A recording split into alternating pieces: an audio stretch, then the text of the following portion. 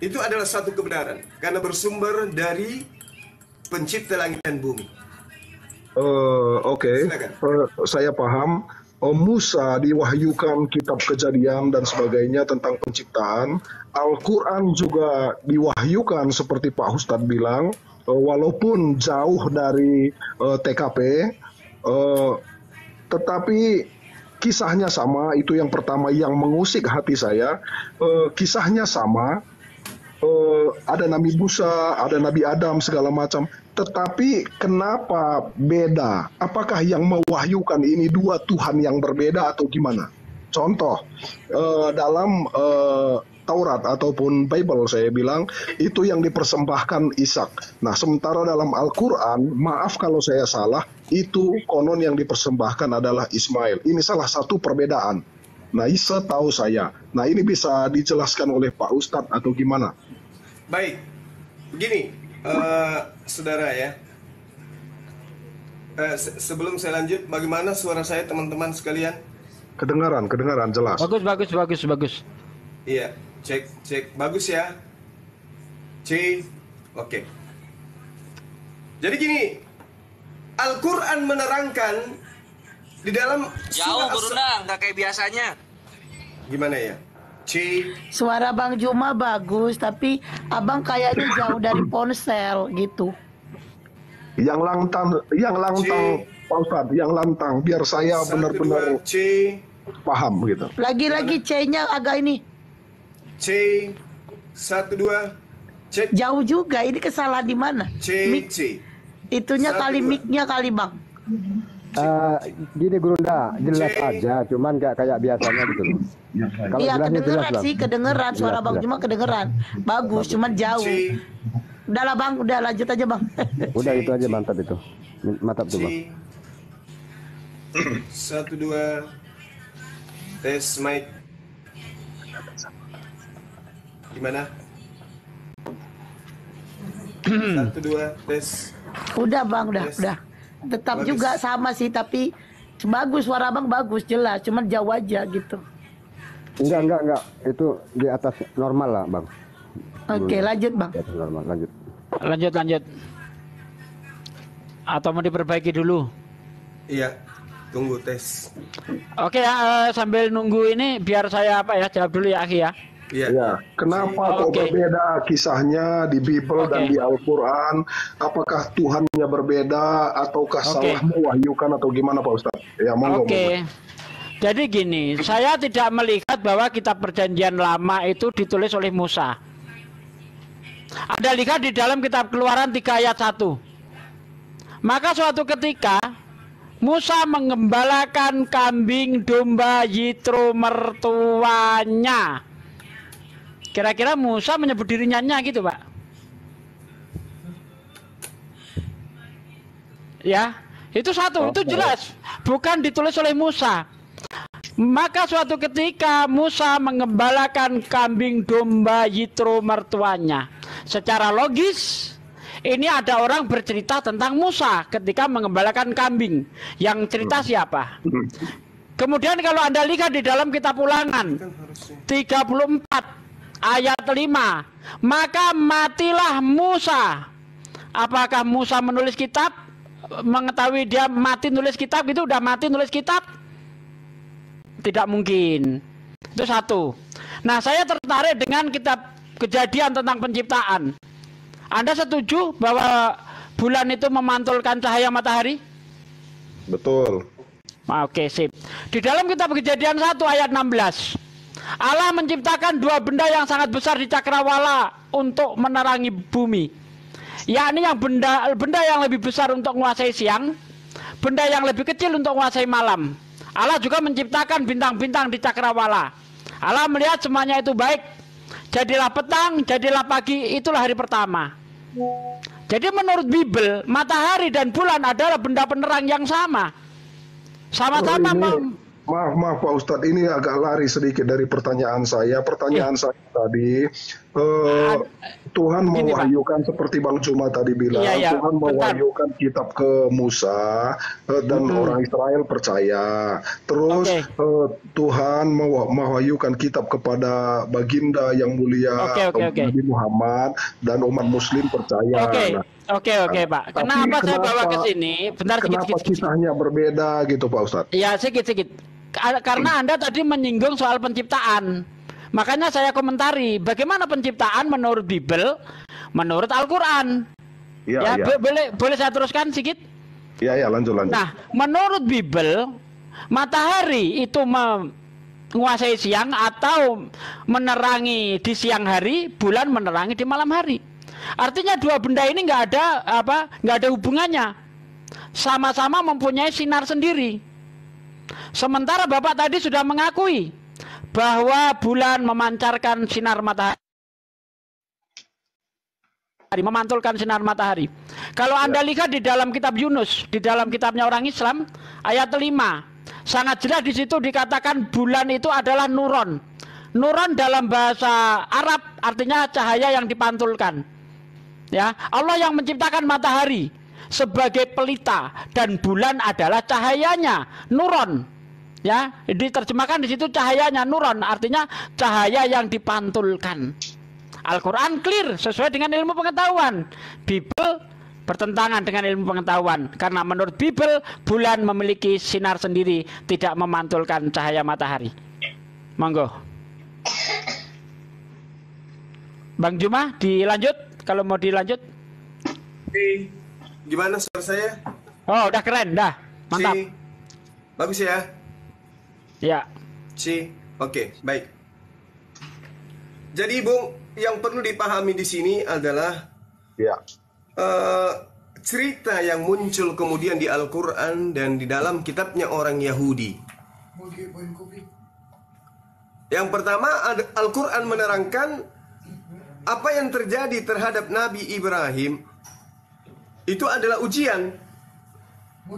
Inna hadza huwal bala'ul mubin. Ujian Allah kepada Nabi Ibrahim alaihissalam, sama yang terjadi kepada Abraham alaihissalam. Di dalam Kejadian 22 juga diterangkan bahwa itu adalah ujian Allah kepada Abraham alaihissalam. Jadi semuanya adalah merupakan satu keadaan di mana Abraham hanya diuji, gitu loh. Nah, Al-Quran menjelaskan kepada kami umat Islam bahwasanya sebelum Ishak itu dilahirkan, Allah sudah memerintahkan terlebih dahulu untuk mengorbankan anaknya. Falamma balaga ma'ahu as-sa'a qala ya bunayya inni ara fil manam anni asbahuka fanzur maza tara. Aku melihat, Allah memerintahkan aku kemudian untuk mempersembahkan engkau, untuk menyembelih. Lalu kemudian Tuhan mengatakan, Abraham mengatakan, Ismail mengatakan, silakan wahai ayahanda, kalau itu adalah perintah dari Tuhan. Jadi perintah ini datang kepada Abraham ketika Ishak ini belum ada, baru Ismail yang ada. Nah, apakah ini kemudian tidak ada data yang sesuai yang ada di dalam kitab saudara? Ada. Di dalam Kejadian 21 nomor 14, Ismail di Bersheba. Kejadian 21:33, Abraham juga berada di Bersheba. Kejadian 22 nomor 2, Abraham persembahkan anaknya di Gunung Moria. Pada saat selesai melakukan persembahan di Gunung Moria, di data 19 Kejadian 22, Abraham kemudian kembali ke Bersheba. Berarti yang dikorbankan di sini adalah Ismail. Kenapa saya katakan Ismail? Karena yang tinggal di Bersheba itu adalah Ismail. Sedangkan setelah persembahan di Gunung Moria, Abraham mengembalikan kemudian anaknya di Beersheba. Sementara dia tidak ke Hebron. Yang tinggal di Hebron itu adalah Ishak. Andai saja Abraham setelah dari Gunung Moria itu kembali ke Hebron, maka yang dipersembahkan itu adalah Ishak. Tapi faktanya Abraham kembali ke Beersheba, sedangkan anak yang tinggal di Beersheba itu adalah Ismail alaihissalam. Ini bukti bahwa yang dikorbankan pada saat itu namun gagal adalah Ismail. Al-Quran dan juga Bible, kitabnya orang Yahudi, jelas yang dikorbankan itu adalah Ismail alaihissalam. Demikian.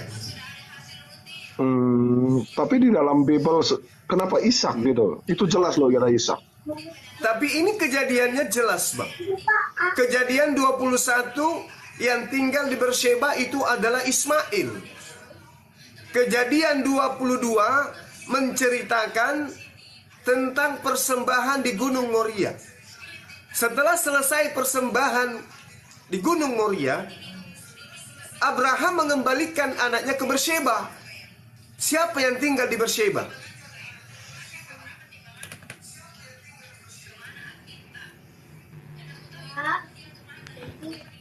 Oke.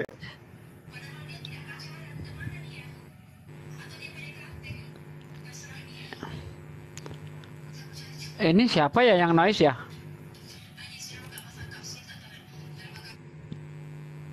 Bang Juma noise kah? Yang tinggal di Beersheba siapa, Bang? Saya belum cek Bible, Bang Juma. Saya belum cek Ya. Bible. Ya.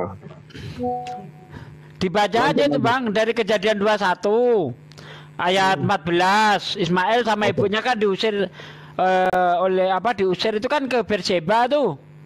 Oke. Nah itu dia. Oke. Yang menggelitik hati saya begini ya Bang Juma ya. Saya panggil abang aja ya. Misalnya kisah Nabi Isa misalnya ya. Ini kan isu yang sangat krusial ya di kalangan orang Kristen dan juga orang Muslim. Mungkin bagi orang Muslim biasa aja itu hanya Nabi ya. Tapi bagi kami di iman saya yang sekarang ini kan Yesus yang orang Muslim sebut itu Nabi Isa, itu Tuhan bagi kami ya. Kenapa berbeda kisahnya diceritakan? Diwahyukan kepada yang mulia Nabi Muhammad, itu berbeda dengan yang dicatat di Bible. Dan banyak lagi perbedaan seperti itu. Nah ini sangat menggelitik saya dan saya lebih pendekatannya kepada sejarah ya. Tentu saya meyakini iman saya yang sekarang itu sesuai dengan fakta sejarah dan ada di catatan orang di luar Bible juga bahwa Yesus itu memang mati di salib seperti itu. Nah, sementara di Al-Quran itu sangat berbeda kisahnya. Nah, ini gimana ini Bang Juma? Untuk kembali lagi meyakinkan saya bisa memeluk Islam. Kenapa saya harus memilih Al-Quran? Kenapa saya harus memilih Al-Quran menjadi pegangan hidup saya? Tentu dengan agama saya yang Kristen hari ini, nah, itu saya sudah pelajari. Tapi Al-Quran saya benar-benar buta. Nah, bagaimana meyakinkan saya seperti itu? Ya, silakan. Sekarang membahas masalah Nabi Isa atau Yesus ya. Kenapa diceritakan beda antara Al-Quran dan Bible begitu Pak ya? Iya. Kenapa sampai berbeda seperti itu? Sebenarnya jangankan antara Al-Quran dan Bible Pak. Antara Bible dan Bible sendiri aja terjadi perbedaan. Coba Anda cek di... Ya, coba Anda cek. Perbedaannya di mana? Oke, saya terangkan. Di dalam kitab Matius 1 ayat-ayat 16 tentang silsilah Yesus. Anda bandingkan dengan Lukas 3 tentang silsilah Yesus. Menurut Matius, kakeknya Yesus adalah Yakub. Menurut Lukas, kakeknya Yesus adalah Eli atau kebalik. Ya, saya nggak baca Bible atau kebalik. Atau menurut Matius adalah Eli, menurut Lukas adalah Yakub. Tapi berbeda kakeknya ini. Apakah mungkin Yusuf punya dua orang ayah? Karena ketika kita berbicara tentang silsilah, Itu ada hubungannya dengan darah. Tidak mungkin Yusuf, kakek bapak tirinya Yesus, mempunyai dua orang ayah. Menurut Lukas adalah Yakub, menurut Matius adalah Eli. Mana yang benar? Ini Bible sama Bible sendiri terjadi pertentangan. Sementara Al-Quran tidak ada pertentangan di dalamnya, sama sekali tidak ada. Makanya di dalam Al-Quran ketika menyebut Isa itu tidak pernah dinisbatkan kepada laki-laki lain, tidak ada. Makanya di situ dikatakan Isa bin Maryam, karena memang tidak punya ayah. Ya clear tidak punya ayah, Isa bin Maryam. Nah, di Bible Yusuf dihadirkan, tapi justru menjadi dilema di sini. Karena menurut Matius adalah bapaknya adalah Eli, menurut Lukas bapaknya Yusuf adalah Yakub. Berarti Yesus punya dua orang kakek dari satu ayah. Bagaimana Anda mau memecahkan ini? Itu masih belum lagi banyak nanti kalau saya jabarkan, Pak. Oke. Tadi Bapak bilang ini saya belum kaji ya, belum saya periksa. Tetapi tadi ada sesuatu yang Bapak lontarkan tentang Bible juga. Yang pertama tadi kan tentang Hagar ya, bahwa dia dibuang segala macam. Nah, terus tadi yang kedua itu bahwa Petrus itu idiot ya, bahasa Yunani idiot. Nah, itu menurut gramatika bahasa Yunani, kata idiot di situ sebenarnya. Nah, sebelum kita ke sini ya, itu sebenarnya orang awam, dia tidak mempunyai pendidikan khusus. Nah, Bapak menafsirkannya itu seorang yang idiot yang kita pahami hari ini gitu. Nah, sementara itu sangat berbeda sekali dengan yang saya pahami sesuai dengan gramatika bahasa Yunani konteks kala itu gitu, Yunani kuno gitu. Nah, mungkin Bapak terlalu berpatokan kepada terjemahan LAI. Menurut saran saya Pak gini ya, Bapak belajar bahasa Yunani nggak apa-apa, belajar Bible, biar Bapak melemparkan sesuatu yang kredibel gitu loh. Ini udah berapa kali Bapak melemparkan ini tidak mengena gitu. Ini saya tanya itu Al-Quran gitu loh Pak. Bagaimana saya bisa meyakini Al-Quran sebagai pegangan hidup? Bible saya udah tahu. Kalau Bapak lemparkan ayat Bible, saya sudah tahu gitu. Saya pengen tahu bahwa kenapa saya memilih Al-Quran gitu. Oke. Bang Juma udah datang. Dijelaskan Pak. Nah, itu aja dijelaskan. Saya pengen dapat ilmu. Iya, Bang Juma udah datang. Ya. Biar Bang Juma yang apa? Nah, maaf, saya banyak nanya karena saya. Nggak apa-apa. Bagus. Quick. Ekonya dikurangi, Ahi. Ekonya dikurangi. Coba tes lagi, tes. Ke mute, ya. C 1 2. Tes. Ekonya kurangi. Udah lah. Sip. Tes. Udah.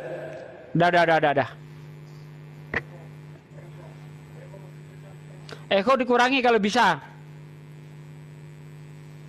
C. Kurang. Nah, sip. 1 2.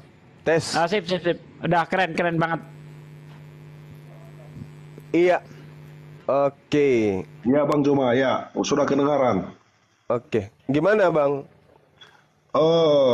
Yang saya tanyakan tadi begini loh Bang Juma.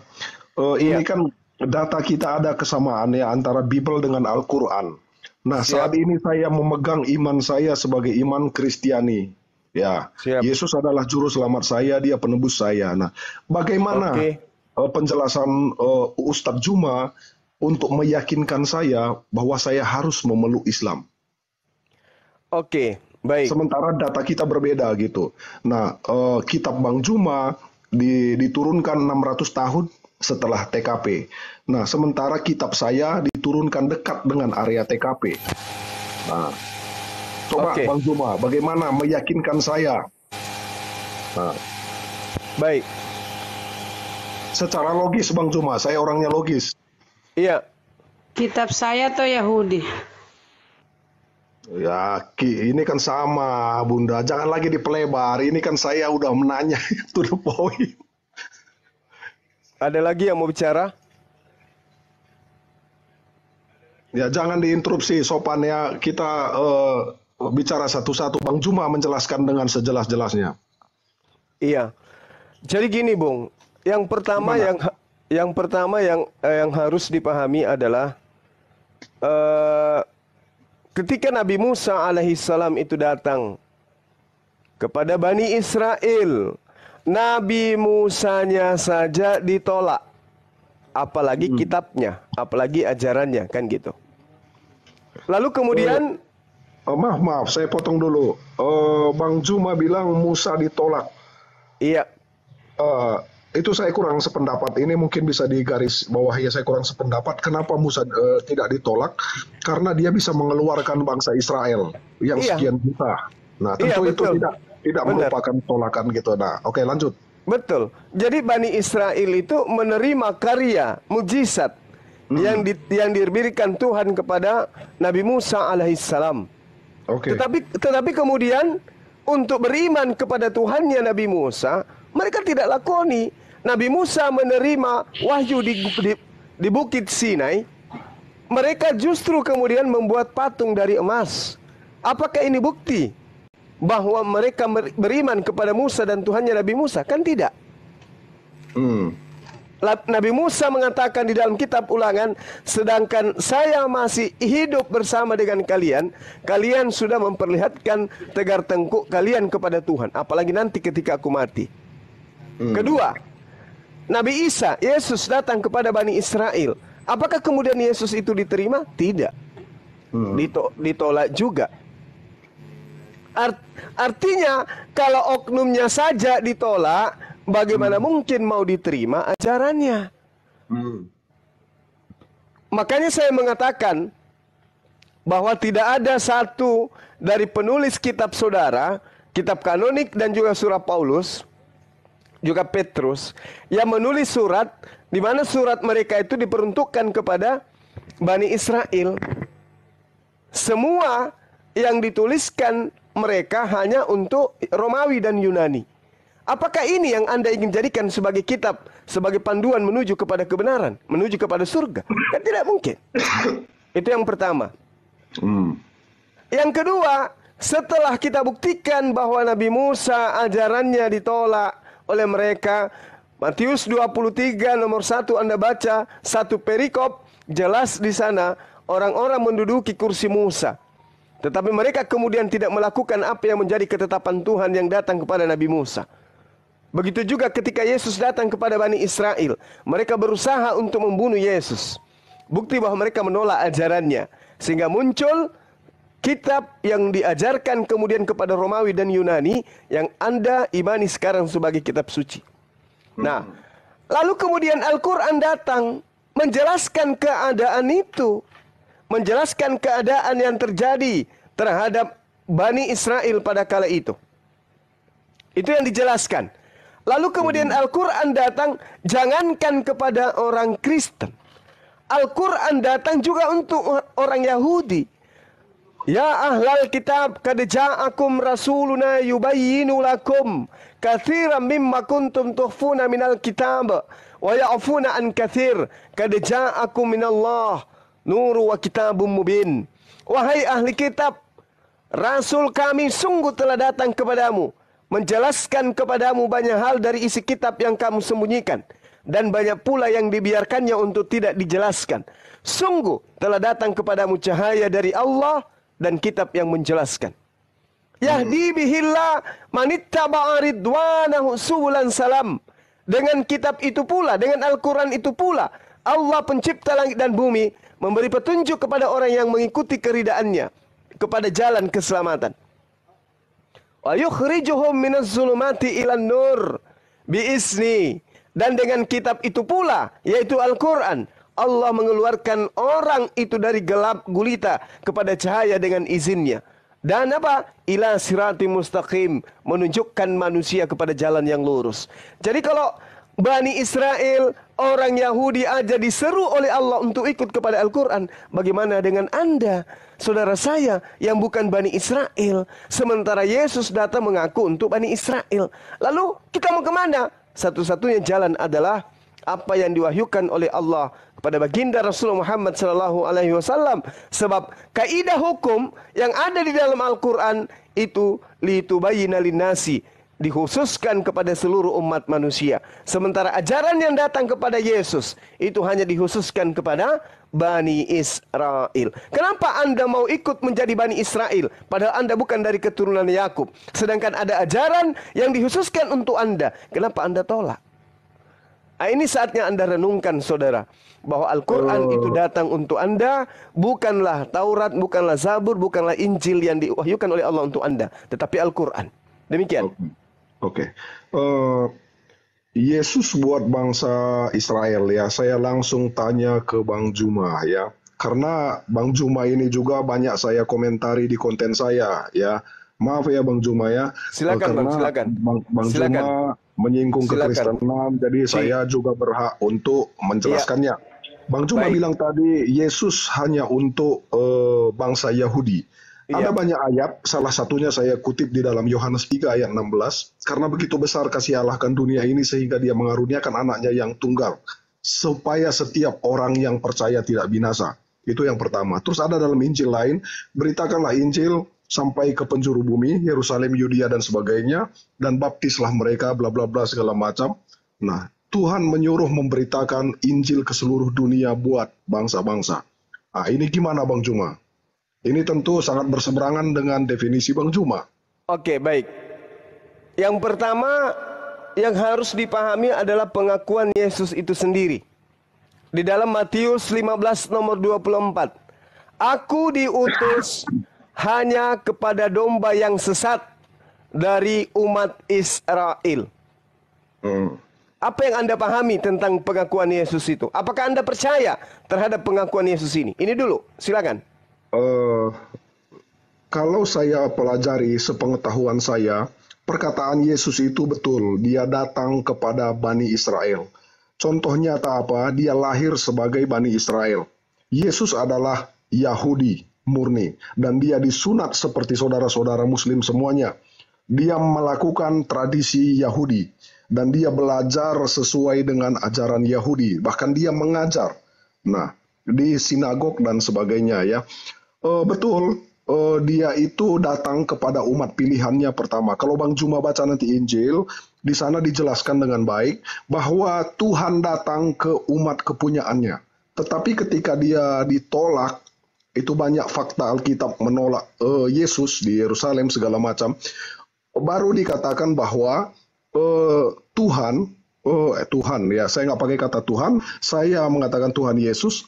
Yesus dia menyuruh orang memberitakan Injil keselamatan ke seluruh dunia. Memang betul seperti yang Bang Juma katakan bahwa dia datang kepada Bani Israel ya. Tetapi tidak berhenti sampai di situ. Nah, itu banyak perkataan Yesus yang menyuruh kita pergi ke seluruh dunia. Nah, ini tentu tidak sesuai dengan kesimpulan Bang Juma. Nah, saya sependapat dengan Bang Juma sekali, tetapi dipelajari seluruhnya, ternyata tidak berhenti sampai di situ Bang Juma. Oke, silakan Bang Juma. Iya, saudara saya, ketika saudara sudah mengakui bahwa kebenaran itu ada pada lisan Yesus, maka kenapa mesti menolak? Aku diutus hanya kepada domba yang sesat dari umat Israel. Kata hanya di sana dalam bahasa Yunani itu adalah ya, atau biasa teman-teman mengatakan bahwa kata hanya itu merujuk kepada Yesus aja sendiri. Artinya itu spesial. Dia diutus hanya kepada Bani Israel toh. Sementara tidak ada perkataan Yesus bahwa dia diutus untuk dunia. Dia dikatakan diutus hanya kepada domba yang sesat dari Bani Israel. Saudara bukan Bani Israel. Sebagus apapun ajaran Yesus, seindah apapun ia menarasikan ajarannya, jelas dia hanya untuk Bani Israel. Sedangkan saudara bukan.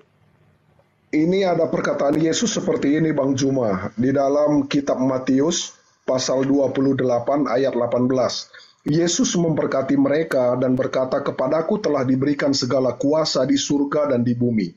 Karena itu pergilah jadikan semua bangsa muridku dan baptislah mereka dalam nama Bapa, Anak, dan Roh Kudus. Gimana tanggapan Bang Juma tentang ayat ini? Ini perkataan Yesus loh. Oke, baik. Monggo Bang Juma.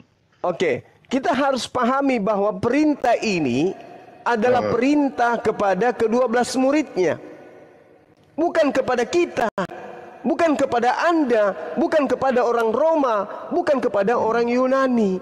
Kalaupun itu perintah dari mulut Yesus kepada ke-12 muridnya, maka hanya murid yang 12 ini yang mendapatkan amanah, mandat untuk kemudian memberitakan Injil.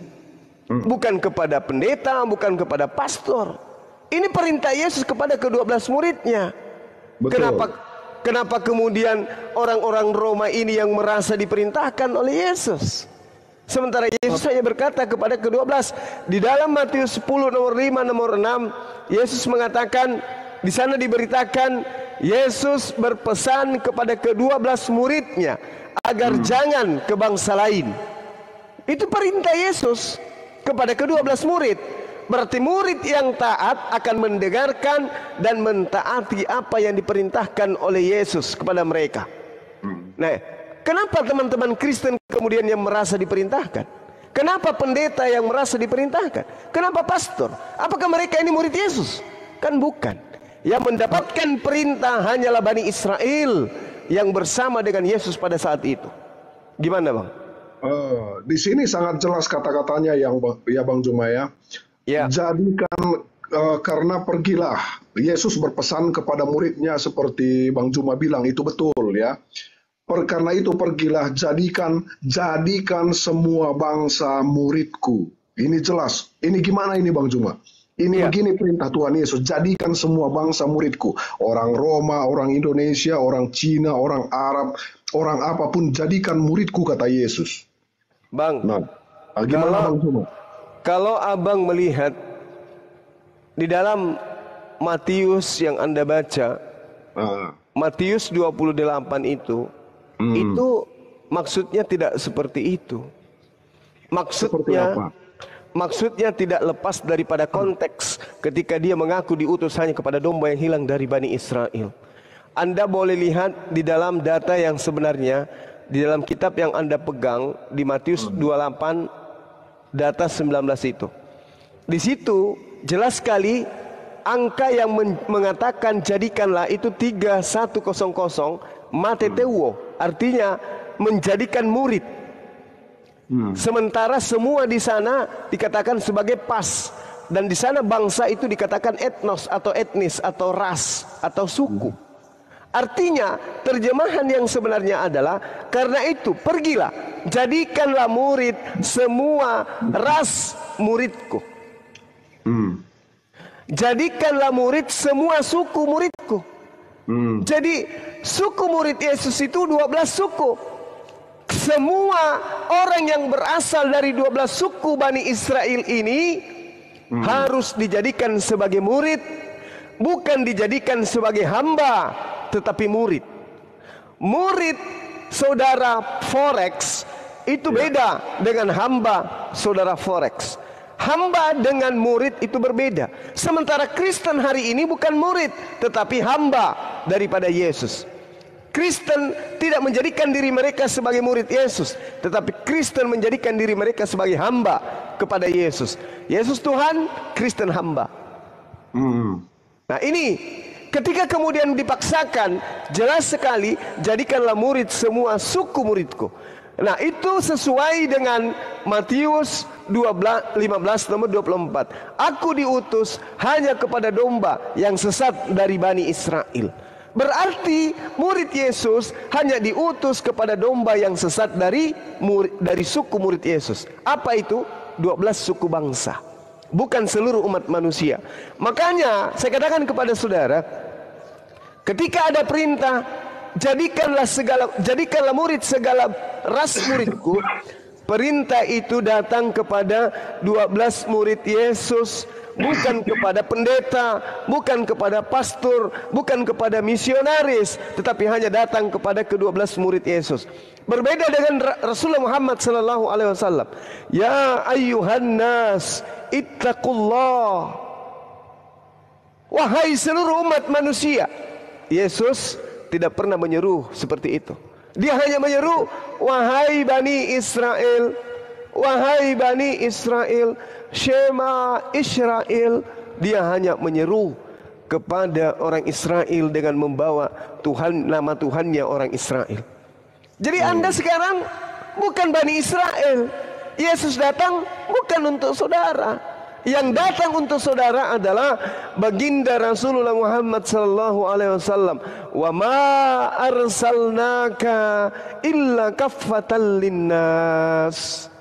Wahai Nabi Muhammad, tiadalah aku mengutus engkau melainkan untuk seluruh umat manusia, sebagai pembawa kabar gembira, berita gembira, dan juga sebagai pengingat. Itu yang dikatakan oleh Al-Quran. Maka seruan baginda Rasulullah Muhammad sallallahu alaihi wasallam senantiasa, ya ayuhan nas, atiullah wa atiur rasul, ya ayuhan nas, selalu merujuk kepada manusia.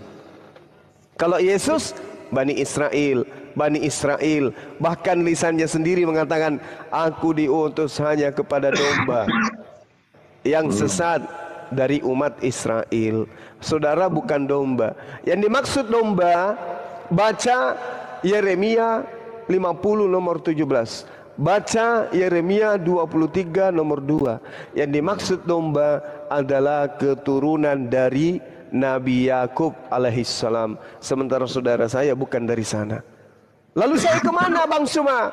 Satu-satunya jalan adalah menuju kepada Islam. Litubayyina linnas. Sebab agama Islam itu diperuntukkan bukan hanya kepada kami, tetapi kepada seluruh umat manusia. Dalilnya ada Al-Quran surah An-Nahl ayat 44. Demikian, Bu. Yesus mengajarkan jalan keselamatan dengan cara yang berbeda ya Bang Juma ya. Terus di dalam Al-Quran Nabi Isa mengajarkan hal yang berbeda. Nah, Yesus mengajarkan di Bible itu menyembah Tuhan, yaitu Tuhannya bangsa Israel. Ya, kita disuruh menyembah Tuhan bangsa Israel. Sementara dalam Al-Quran itu kita menyembah Allah. Ya. Nah, ini kenapa berbeda, Bang Juma? Kisah yang sama tapi Tuhan yang berbeda. Nah.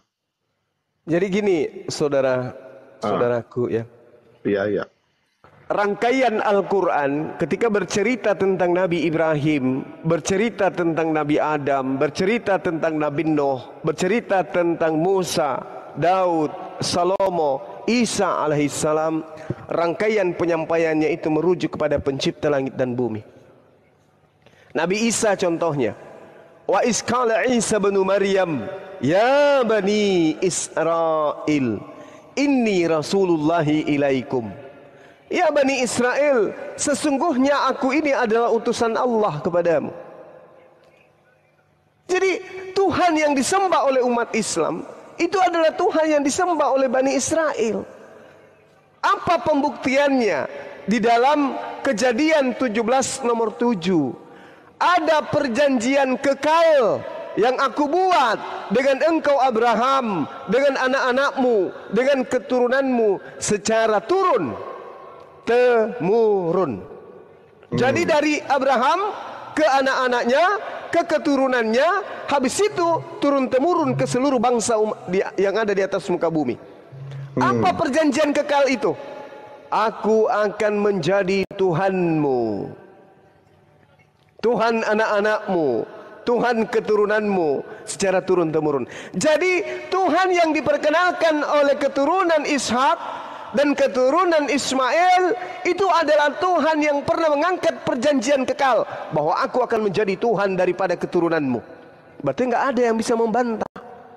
Kalau umat Islam menyebutnya Allah, Bani Ishak menyebutnya Yod-He-Vav-He, itu sama halnya orang Barat menyebut pisang dengan sebutan banana, orang Indonesia menyebut banana itu sebagai pisang. Objeknya sama. Banana dengan pisang objeknya sama. Yod-He-Vav-He dan Allah hakikatnya sama. Siapa dia? Subhanahu wa ta'ala, pencipta langit dan bumi, yang maha suci lagi maha tinggi. Coba Anda lihat di dalam Roma 1 nomor 25. Jelas sekali dikatakan di sana bahwa Tuhan yang disembah oleh Bani Israel adalah Tuhan yang maha suci lagi maha tinggi. Di dalam Islam disebut Subhanahu wa ta'ala. Demikian Bung, silakan.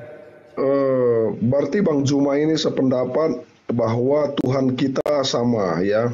Tuhan Bani Israel, Tuhan orang Kristen, Tuhannya orang Muslim, berarti ini sama menurut Bang Juma. Nah, logika saya ya menggelitik ya Bang Juma. Ya maaf kalau saya bertanya, kenapa dia memberikan perintah yang berbeda? Di orang Muslim tidak boleh memakan B1 anjing, tidak boleh memakan B2 babi, tapi di Kristen boleh makan. Nah, kenapa Tuhan yang sama ini memerintahkan dua perintah yang berbeda? Di dalam Yesus berkata, baptislah mereka. Nah, sementara di dalam Islam tidak diajarkan untuk dibaptis. Baik. Ya, silakan Bang Juma. Tolong dengarkan saya, Bung. Jadi konsep yang datang kepada Bani Israel itu memang hanya untuk Bani Israel, tidak cocok untuk manusia seluruhnya. Nggak cocok, Bung. Di dalam kitabnya orang Yahudi, Yeremia 31 nomor 31, aku akan mengadakan perjanjian baruku dengan Bani Israel dan Bani Israel dan Bani Yehuda. Ini perjanjian Tuhan kepada siapa? Bani Israel, Bani Yehuda. Berarti ketetapan apapun yang ada di dalamnya, ketetapan itu hanya untuk Bani Israel. Ulangan 33 nomor 4. Hukum ketetapan Tuhan yang datang kepada para nabi Bani Israel itu adalah milik kepunyaan Bani Yakub. Kita bukan Bani Yakub. Jadi ketika ada perintah, jangan engkau makan babi, itu haram bagimu. Jangan engkau makan onta, itu haram bagimu. Jangan engkau makan kelinci, jangan engkau makan belut, itu haram bagimu. Untuk siapa perintah itu? Bani Israel. Apakah itu terikat kepada Bani di luar? Kagak. Itu hanya untuk Bani Israel. Kalau ada yang ngaku-ngaku masuk mengikatkan dirinya dengan aturan itu, berarti dia penyusup. Dia penyamar, masuk ke dalam rumah orang lewat pintu, bukan lewat pintu tapi manjat tembok. Kenapa dia bukan Bani Israel? Tapi dia ngaku-ngaku, nggak boleh ini. Kenapa dilarang di dalam kitabnya orang Yahudi? Emang situ orang Yahudi? Nah, oleh karena itulah kemudian kenapa umat Islam memiliki syariat dan hukum-hukum ketetapan yang berbeda.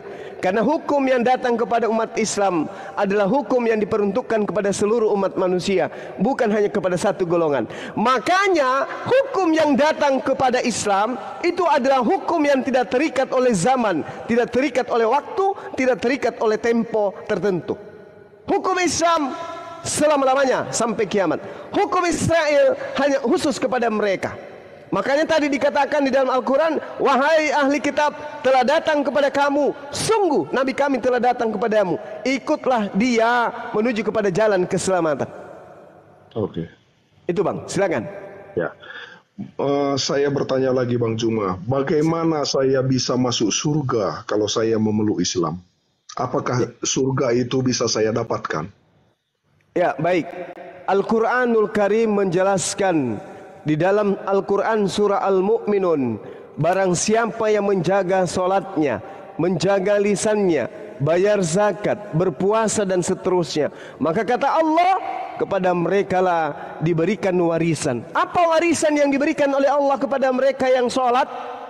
Ulaika humul warithun alladzina yarithunal firdaus hum fiha khalidun. Umat Islam yang menjaga ibadahnya, menjaga lisannya, menjaga apa yang kemudian menjadi amanat dari Rasulullah, maka kata Allah, mereka adalah pewaris surga Firdaus. Hum fiha khalidun. Mereka hidup kekal di dalam surga selama-lamanya. Jaminan, Bung. Tidak diragukan, Bung. Berarti kalau kita berbuat baik, kita sholat segala macam, berarti jaminannya surga ya. Jelas. Pak Ustadz, ya? Sebagai pewaris. Yes. Logika saya begini Pak Ustadz, maaf kalau saya salah. Iya, silakan. Saya membuat satu minuman minuman itu saya kasih di blender.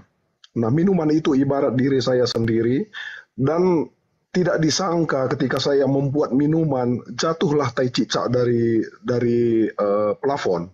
Nah, tapi saya tambahkan airnya, tapi saya blender, saya kasih gula, saya kasih susu. Nah, saya kurang puas, saya tambah lagi krim segala macam.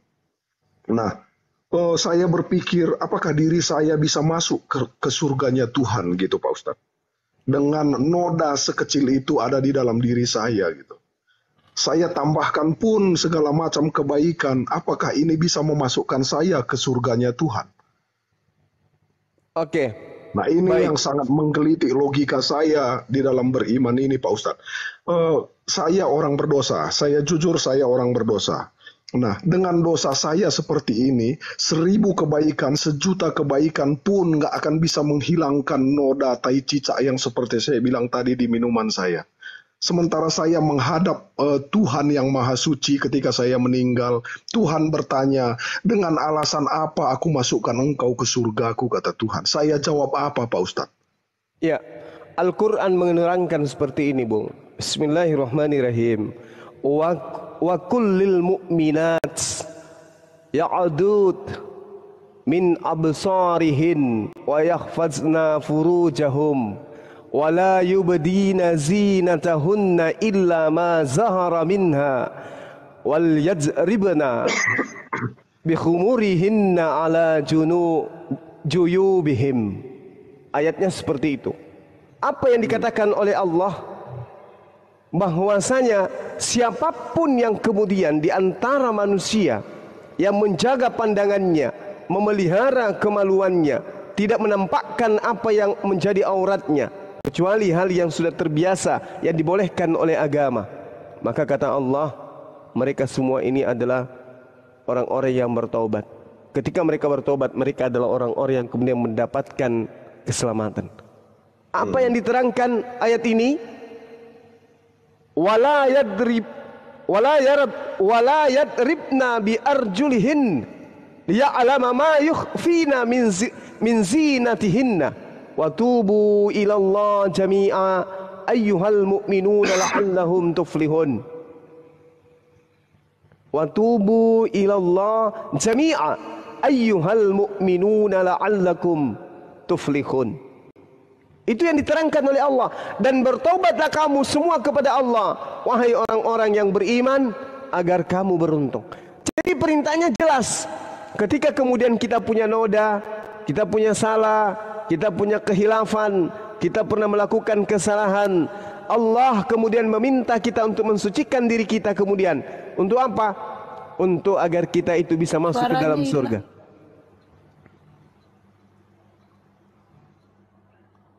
Cek 1 2 tes. Tetapi dengan kondisi manusia berdosa, Pak Ustadz, menurut saya sangat sulit memasuki surga kalau dalam berbuat kebaikan. Ya, ini saya berbicara logis ya. Kedengaran Gurunda, kedengaran. Mantap. Hostnya bangun tidur kali ya. Jadi jelas Bung, di dalam Islam itu perintahnya adalah bertaubat.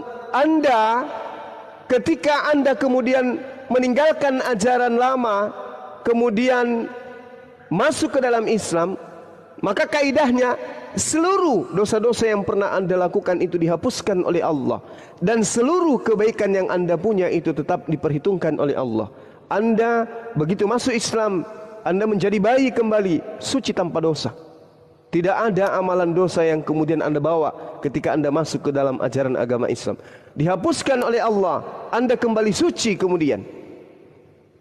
Itu yang diterangkan oleh agama Islam.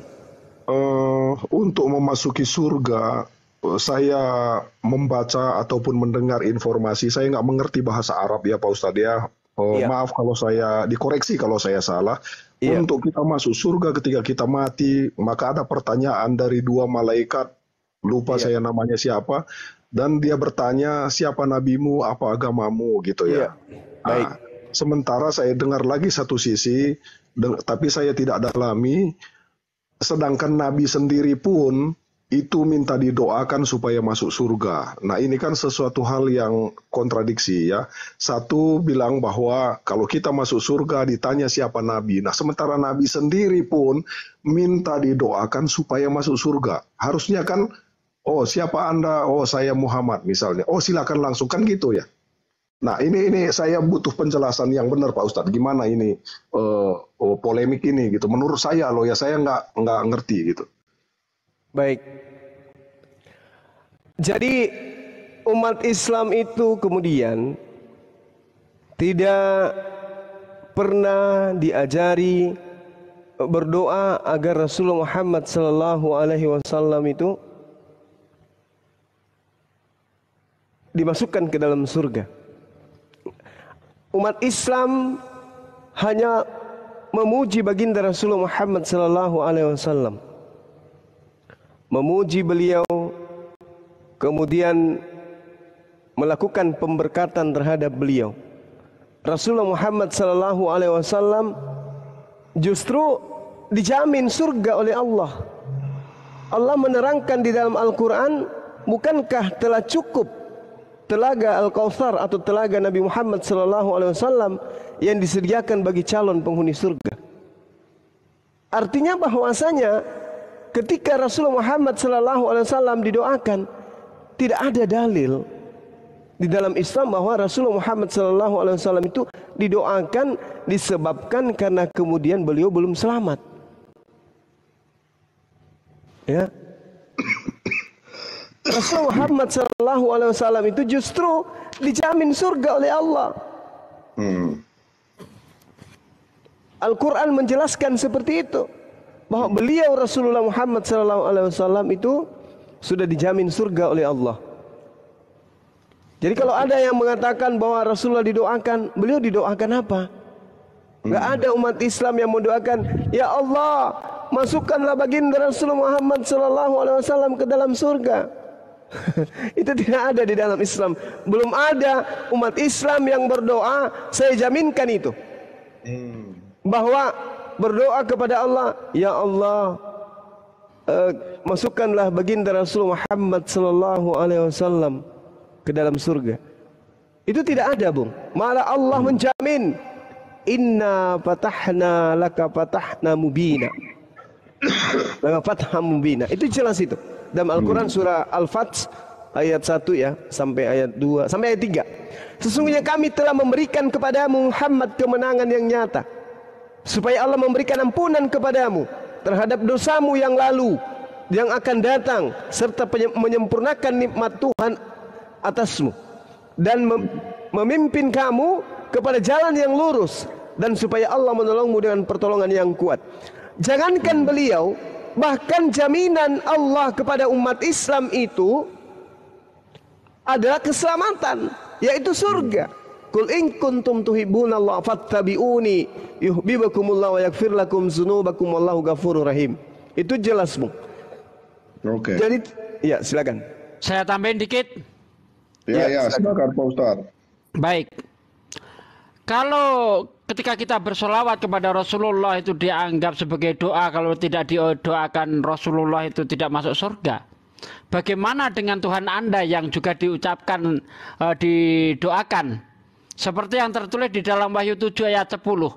Dan mereka bersuara dengan nyaring, keselamatan bagi Allah kami yang duduk di atas tahta. Bolehkah saya katakan Tuhan Anda belum selamat, Allah Anda belum selamat? Dan mereka bersuara dengan nyaring, keselamatan bagi Allah kami yang duduk di atas tahta.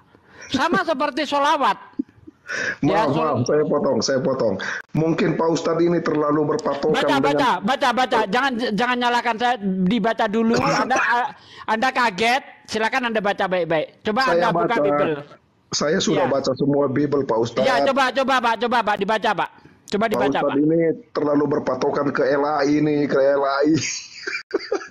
Waduh. Terangkan Al-Quran saja, Pak Ustadz. Saya Injil sudah hafal. Terangkan Al-Quran aja, saya butuh penjelasan dari Al-Quran. Kalau Injil saya sudah tahu. Nanti malah jadi melebar nanti.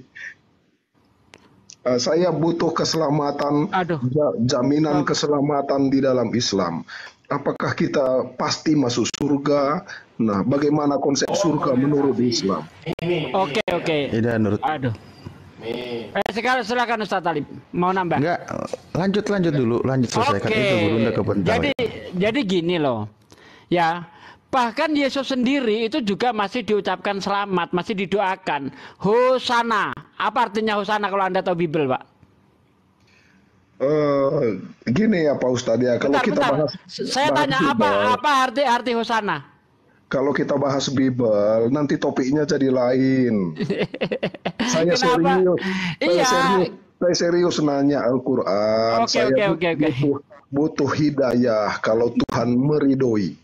Oke Pak. Ya semoga gini Pak. Kenapa saya selalu melakukan perbandingan gitu ya? Ketika orang sebentar Pak.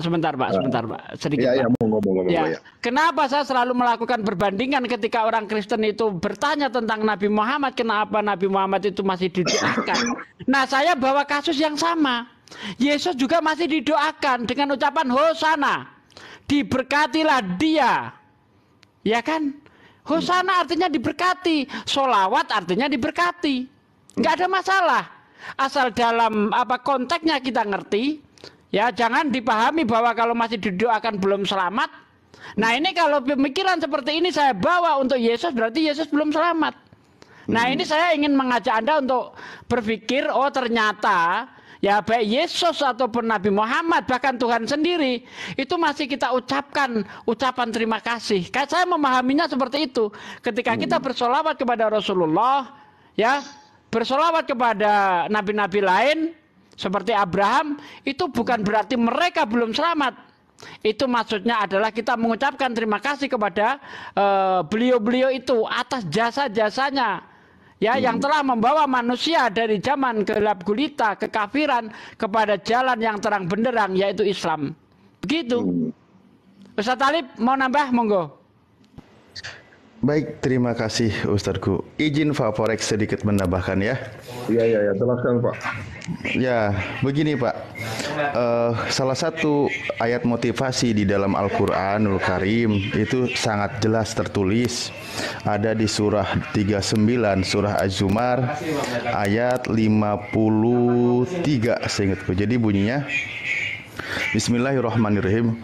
Qul ya ibadiyalladzi asrafu ala anfusihim la taqnatu min rahmatillah. Al-ayah. Saya langsung ke terjemah. Katakanlah. Jadi Nabi Muhammad SAW itu suruh menyampaikan, wahai hamba-hambaku yang melampaui batas terhadap diri mereka sendiri, yang banyak dosa, bergelimang dosa dan seterusnya. Janganlah kamu berputus asa dari rahmat Tuhanmu, rahmat Allah. Sesungguhnya Allah mengampuni dosa-dosa semuanya. Nah, jadi Ustaz Talib, Ustaz Sugi noise itu kedengaran suara makan krak kruk. Oh iya, sorry. Oke, lanjut Ustaz Alif. Iya, yang kenyang jajannya ya Pak ya. Astagfirullahaladzim. Sebentar. Jadi gini, konsep di dalam Islam ya, apapun dosa Anda, sebesar apapun dosa Anda, selama Anda hidup, janganlah engkau berputus asa dari masalah perkara dosa. Karena apa? Karena Allah, innallaha yaghfiru dzunuba jami'a. Sesungguhnya Allah itu mengampuni semua dosa-dosa. Innahu huwal ghafurur rahim. Sesungguhnya Allah itu Maha Pengampun dan Maha Penyayang. Jadi kalau di Islam itu jelas ya, semangatnya ketika Anda, siapapun kami semua, ketika melakukan banyak dosa selama Anda hidup, baik Anda melakukan dosa kemusyrikan, Anda apapun itu, selama Anda hidup di dunia ini menyesali perbuatan dosa, cukup apa? Bertaubat. Ketika Anda bertobat, dosa Anda dihapus semuanya. Makanya di dalam Al-Quran surah Al-Anfal ayat 38 dikatakan apa? Ketika engkau menghentikan kemurtadanmu, kekafiranmu, maka engkau menjadi kembali bersih, diampuni semua dosanya. Itu selesai. Nah, bagaimana ketika kita benar-benar perintahnya ke depannya untuk melakukan amal kebaikan? Gampang, ingin berjumpa dengan Tuhan, ada ayatnya. Makanya ayat tadi di ayat lain dikatakan bahwa banyak perintah-perintah, wasari'u ila magfiratim mir rabbihim mirabbikum ya, dan bersegeralah kamu memohon ampunan kepada Tuhanmu yang akan memasukkan kamu ke dalam surganya yang begitu luas. Banyak ketika masalah masuk surga itu banyak. Bahkan Nabi kami mengatakan, justru ya, Nabi kami menyampaikan di dalam satu hadisnya, kul ummati yadkhulunal jannah. Seluruh umatku pasti akan masuk surga. Seluruh umatku akan masuk surga. Tapi Nabi kami menegaskan berikutnya, illa man aba, kecuali orang yang enggan, yang enggak mau. Siapa yang tidak mau? Kata sahabat, mereka adalah orang yang menolak Nabi Muhammad SAW. Apa di situ konteks menolak? Pertama, menolak kenabiannya. Sederhana sebenarnya. Makanya ketika ingin selamat, salah satunya Islam itu kan apa? Membenarkan, menjalankan, mengamalkan apa yang diperintahkan, yang diajarkan oleh Nabi kami, kan begitu. Ayat Al-Qur'annya banyak. Taatilah Allah, atau di ayat lain, kul in kuntum tuhibbunallah fattabi'uni. Jika engkau ingin dicintai oleh Tuhanmu, maka ikutilah Nabi Muhammad. Itu konteksnya begitu. Kalau ingin keselamatan, penegasan satu lagi di dalam Al-Quran, surah Al-Kahfi ayat 110, bahwa Nabi kami diperintahkan mengucap bahwa kul, katakanlah kalau Muhammad, ana basyarum mislukum, aku ini manusia sama seperti kalian semua, kan gitu. Bahwa beliau ini menerima wahyu namanya ya, tentang menyembah satu Tuhan. Barang siapa ingin berjumpa dengan Tuhannya, maka poinnya satu, berjumpa dengan Tuhan itu di surga ya. Barang siapa ingin berjumpa dengan Tuhannya, fal ya'mal amalan solihan, silakan lakukan amal kebaikan. Jangan pernah kau menyekutukan Tuhanmu dalam beribadah kepadanya dengan sesuatu apapun. Itu prinsip utamanya. Karena ketika semua itu sudah dijalankan, menjadi jiwa yang tenang, maka Tuhan kami menyeru kalimatnya, ya ayat Tuhan nafsul munah, wahai jiwa-jiwa yang tenang, irji ila rabbiki radiyatan mardiyah, kembalilah kamu kepada Tuhanmu dengan penuh keriduan dan yang Tuhan ridhoi. Jadi kami itu diseru kembali kepada Tuhanmu. Kalau dibilang kembali kepada Tuhanmu, berarti kita ini semuanya berasal dari Tuhan. Kita ini berasal dari Tuhan. Kita sekarang sedang mengembara di semesta ini. Jangan sampai salah jalan. Ketika engkau berada di dalam ketenangan, kebenaran dan keislaman, maka Tuhan kami memanggil, mari kembali ke sini. Irji ila rabbiki radiyatan mardiyah. Ayat berikutnya apa? Padkhuli jannati, masuklah kamu ke dalam surgaku, begitu dan seterusnya ya, bersama hamba-hambaku. Jadi sederhana kalau di Islam sebenarnya, konsepnya sederhana, namun konsisten mengamalkan, itulah yang dituntut di dalam Al-Quran atau di dalam Islam. Begitu Pak ya, sementara terima kasih. Begini ya, saya senang mendengar ceritanya ya, sangat bagus sekali, sangat adem. Tidak segalak yang saya kira.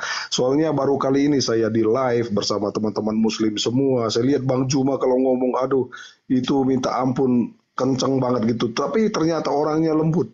Nah, tadi saya berbincang langsung dan juga dengan teman-teman muslim semuanya. Dan gini satu hal lagi saya yang mau tanyakan ya. Tergantung lawannya Pak. Pegangan apa yang bisa saya pegang bahwa Islam adalah agama yang benar? Itu yang pertama yang saya ingin tanyakan. Pegangan apa yang realistis saya pegang bahwa itu agama yang benar? Nah, ini nanti pertanyaan nanti yang saya pengen tanyakan. Terus sisi lain, saya sebagai orang Kristen, saya lahir di keluarga pendeta. Nah, saya sekolah teologi. Dari kandungan saya sudah lahir di keluarga pendeta. Saya belajar Alkitab dengan tidak tanggung-tanggung. Nah, satu hal yang membuat saya tidak goyah sampai hari ini, saya melihat mujizat dengan mata kepala saya sendiri dan saya alami. Saya dulu nggak bisa berlari, dokter vonis saya sakit jantung, ada kebocoran, dan saya nggak bisa berlari. 100 meter saja saya langsung sesak napas. Ketika saya mulai berdoa, dan Tuhan sembuhkan saya di SMP ya. Ini benar, banyak saksinya. Dan papa saya mendoakan orang sakit, ratusan orang disembuhkan oleh Tuhan gitu. Apa yang bisa saudara-saudara muslim bagikan ke saya, meyakinkan saya untuk memeluk agama Islam? Nah ini saya serius nanya, saya tidak main-main. Saya kalau di Kristen melihat mujizat Tuhan Yesus itu nyata di depan mata saya. Oke, saya boleh berbagi cerita Pak? Boleh, Sebelum silakan. ke Bang Juma ya. Tunggu dulu sebelum berbagi cerita, aku pengen tahu ada rekam medisnya sakit jantung. Ada. Memang tidak ada ronsen segala macam, tapi hal yang dokter bilang seperti itu. Cuman satu hal yang nyata, bisa ada saksinya, teman saya ada dan orang tua saya masih hidup, dan bapak-bapak sekalian bisa tanya, dan saya tidak bisa berlari jarak 100 meter saja. Dan itu langsung sesak napas. Itu teman saya tahu semua. Nah, itu fakta ya. Dan itu sembuh dalam 1 hari. Bisa juga memindahkan. Siap. Forest, lanjut. Brother Forest. Jadi ini yang gua agak sayangkan dari kekristenan. Gimana?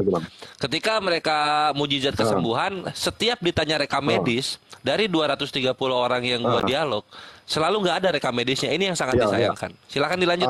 Gini dia Pak, yang pasti saya itu sesak napas kalau berlari ataupun kerja capek itu realistis. Ya realistis, bisa ditanya saksinya ada. Dan saya nggak bohong, dan itu Tuhan sembuhkan ketika saya berdoa dalam hari itu. Ya. Ketika saya istilahnya lahir baru, di dalam Kristen itu namanya lahir baru. Mungkin di teman-teman Muslim namanya dapat hidayah. Kala itu saya bertobat, saya dibaptis, saya berdoa. Hari itu saya sembuh, sampai hari ini saya nggak pernah sesak napas, Pak. Nah, itu saya pegang. Belum ada yang bisa menggantikan itu, Pak. Apa, Pak? Pembuktiannya apa, Pak? Yang bisa kita supaya percaya pembuktiannya apa, Pak? Pembuktiannya mungkin bisa tanya orang sekampung saya mungkin, atau papa saya, Langsung aja Bang, pertanyaan Bang. Tadi saya cerita bentar ya. Cerita, Pak Forex, ini saya cerita Pak Forex. Sebelum ke Bang Juma. Saya dulu Kristen, agama saya dulu Kristen. Saya dulu punya, tiba-tiba tangan saya sakit. Dibawa kemana aja gak sembuh.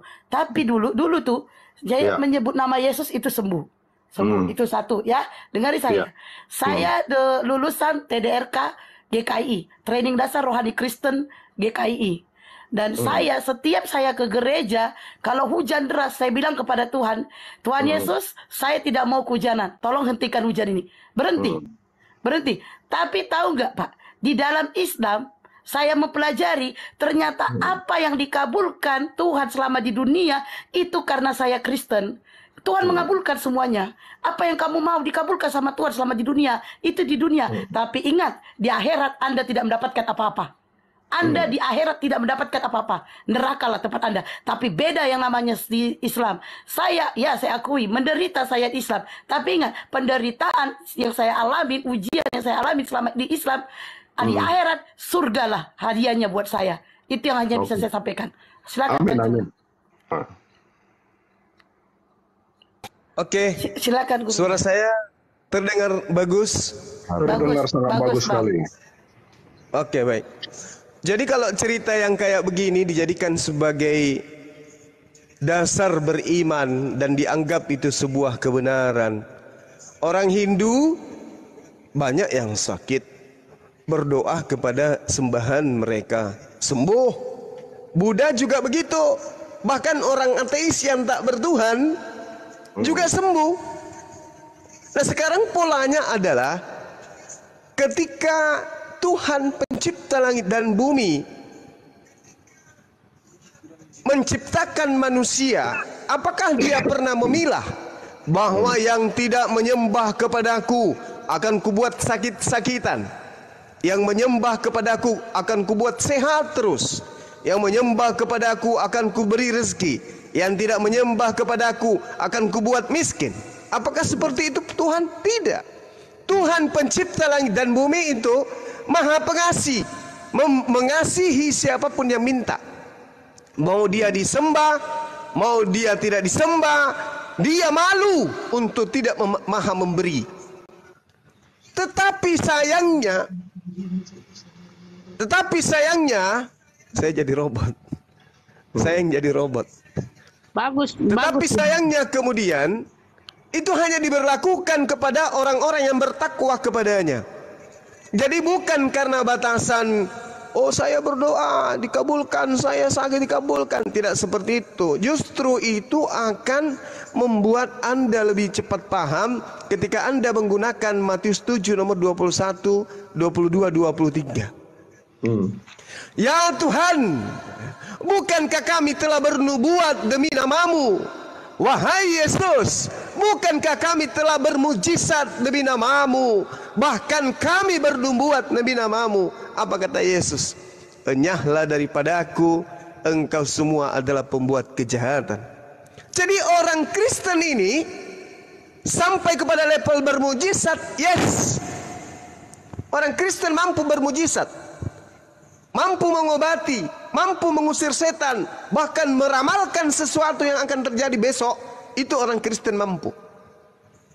Tetapi sayang sekali, Yesus mengatakan, enyahlah daripadaku, engkau semua adalah pembuat kejahatan. Kenapa demikian?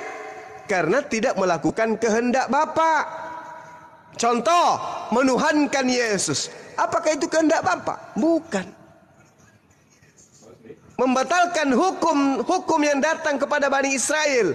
Apakah itu untuk kehendak Bapa? Bukan. Mengimani hukum ketetapan Tuhan yang datang kepada Nabi Musa, itu adalah sebuah kutukan yang harus dibatalkan di atas tiang salib. Apakah itu kehendak Bapa? Bukan.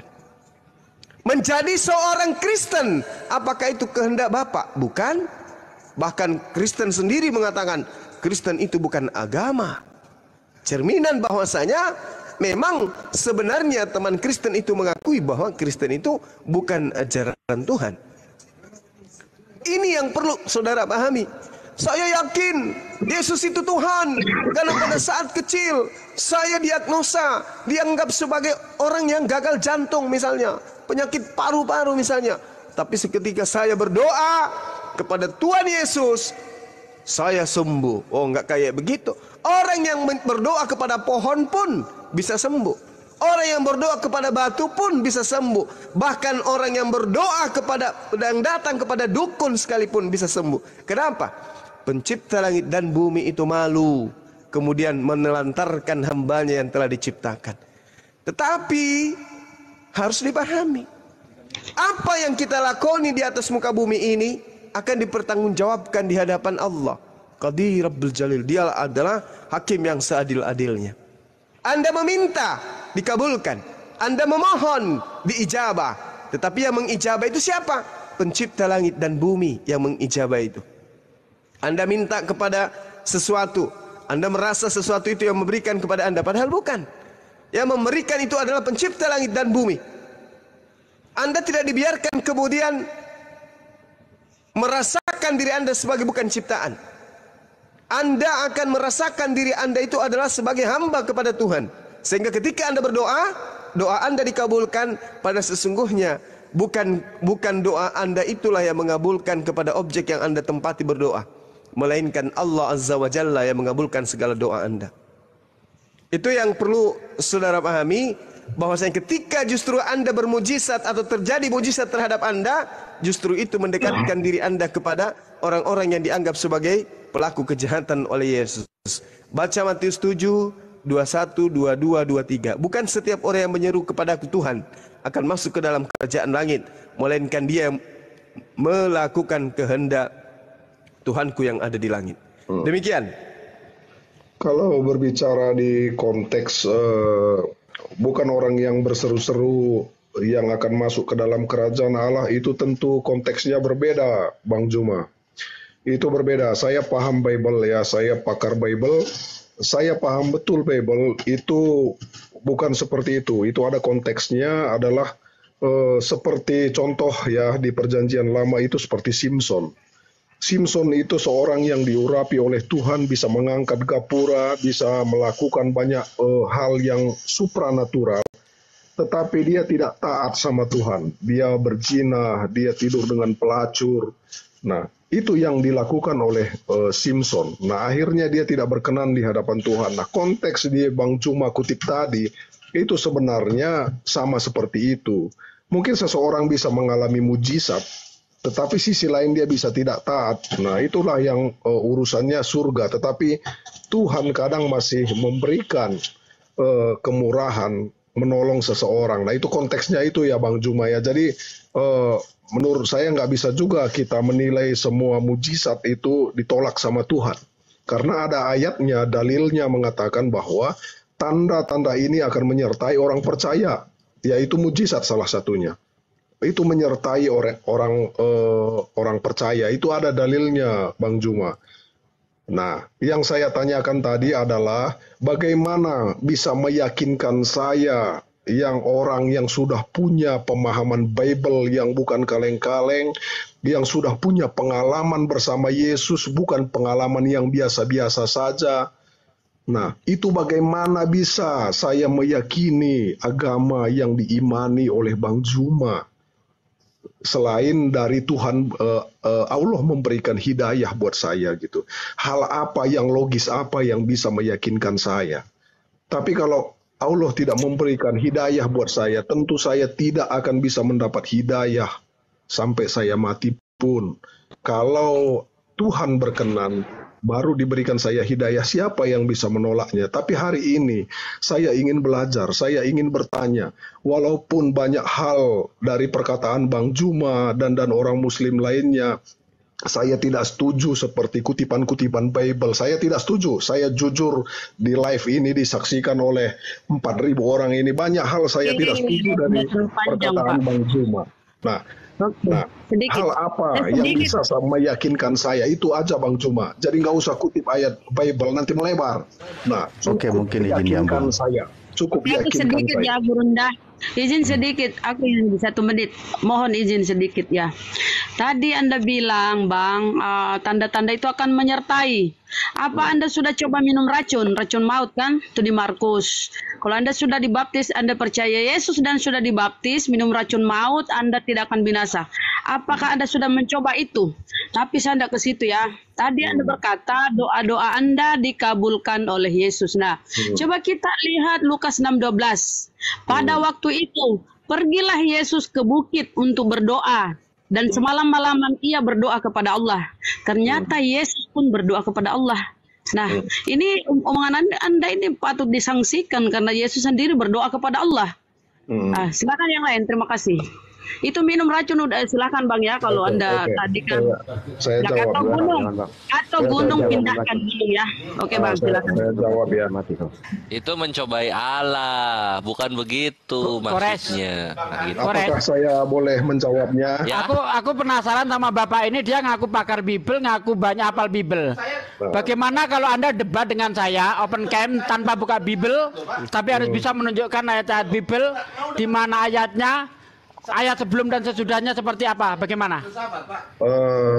Satu-satu ya Pak Ustadz ya, satu-satu. Tadi Bunda host kita itu mengeluarkan pernyataan tentang Bible, tentang makan racun. Dalam hal makan racun itu bukan perintah ya, itu bukan perintah, itu harap diperhatikan baik-baik. Jangan nanti kayak aliran sesat yang mati sampai ratusan itu, minum racun semua pada mati. Itu jangan salah, itu nggak boleh seperti itu, saya nggak setuju. Nah, itu bukan perintah. Ya udah, ya sip, nggak usah kesana dulu. Kita kembali ke yang ditanyain sama Porek. Nanti yang sama Satsugi itu ya tantangannya mohon dipertimbangkan. Gurunda, mungkin ke ini Gurunda, mungkin ke apa ya? Konsep ketuhanan itu sih mantapnya tuh di situ tuh. Nanti keserempet itu pasti. Saya butuh satu yang menggoncang logika saya. Yang bisa menggoncang logika saya. Kalau masalah iman itu, masalah hidayah, itu urusan Tuhan. Itu kita susah lah ngomong. Yang mengguncang logika saya bisa login. Oke, baik. Aku nitip Al-Furqan ayat 58 Gurunda ya. Berdoa kalian semua, biar mana tahu Tuhan turunkan sesuatu ya kan. Enggak usah Pak, itu hak Allah itu. Hak Allah yang udah. Jelaskan Bang Juma, ayo. Oke. Jadi Al-Quran menerangkan Bani Israel diseru, ahli kitab diseru untuk menuju kepada Islam, jalan keselamatan, jalan yang lurus pada Islam. Nah sekarang kalau Anda mengatakan bahwasanya Anda ini adalah ahli kitab, pakar dalam kitab, oke, karena ada masalah yang semalam membuat salah satu teman dari Kristen ini kalang kabut. Ya. Ketika baginda Rasulullah Muhammad SAW memerintahkan kepada seluruh umat manusia untuk menyembah hanya kepada Allah. Jadi seruannya ditujukan kepada seluruh umat manusia. Laki perempuan semuanya dijanjikan oleh Allah untuk diselamatkan di dalam Islam. Data saya tadi sudah sajikan kepada saudara. Bagaimana di dalam Al-Quran surah Al-Mu'minun mewarisi surga Firdaus. Itu karena menyembah kepada Allah, mendirikan ibadah sholat.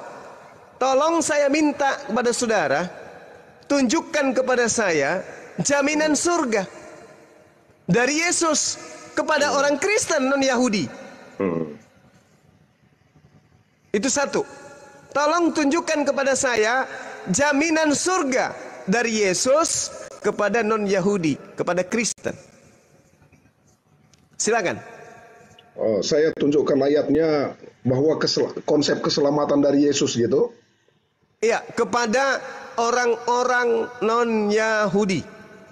Kepada orang non-Yahudi mungkin nanti saya terulang lagi, Bang Juma. Tadi saya udah kutip tentang jadikanlah semua bangsa muridku, itu saya meyakini dan itu adalah sangat jelas sekali. Itu belum ada argumen yang bisa menggoyangkannya sesuai dengan data Alkitab. Jaminan surganya, Bung Borex, jaminan surga Yesus kepada non-Yahudi.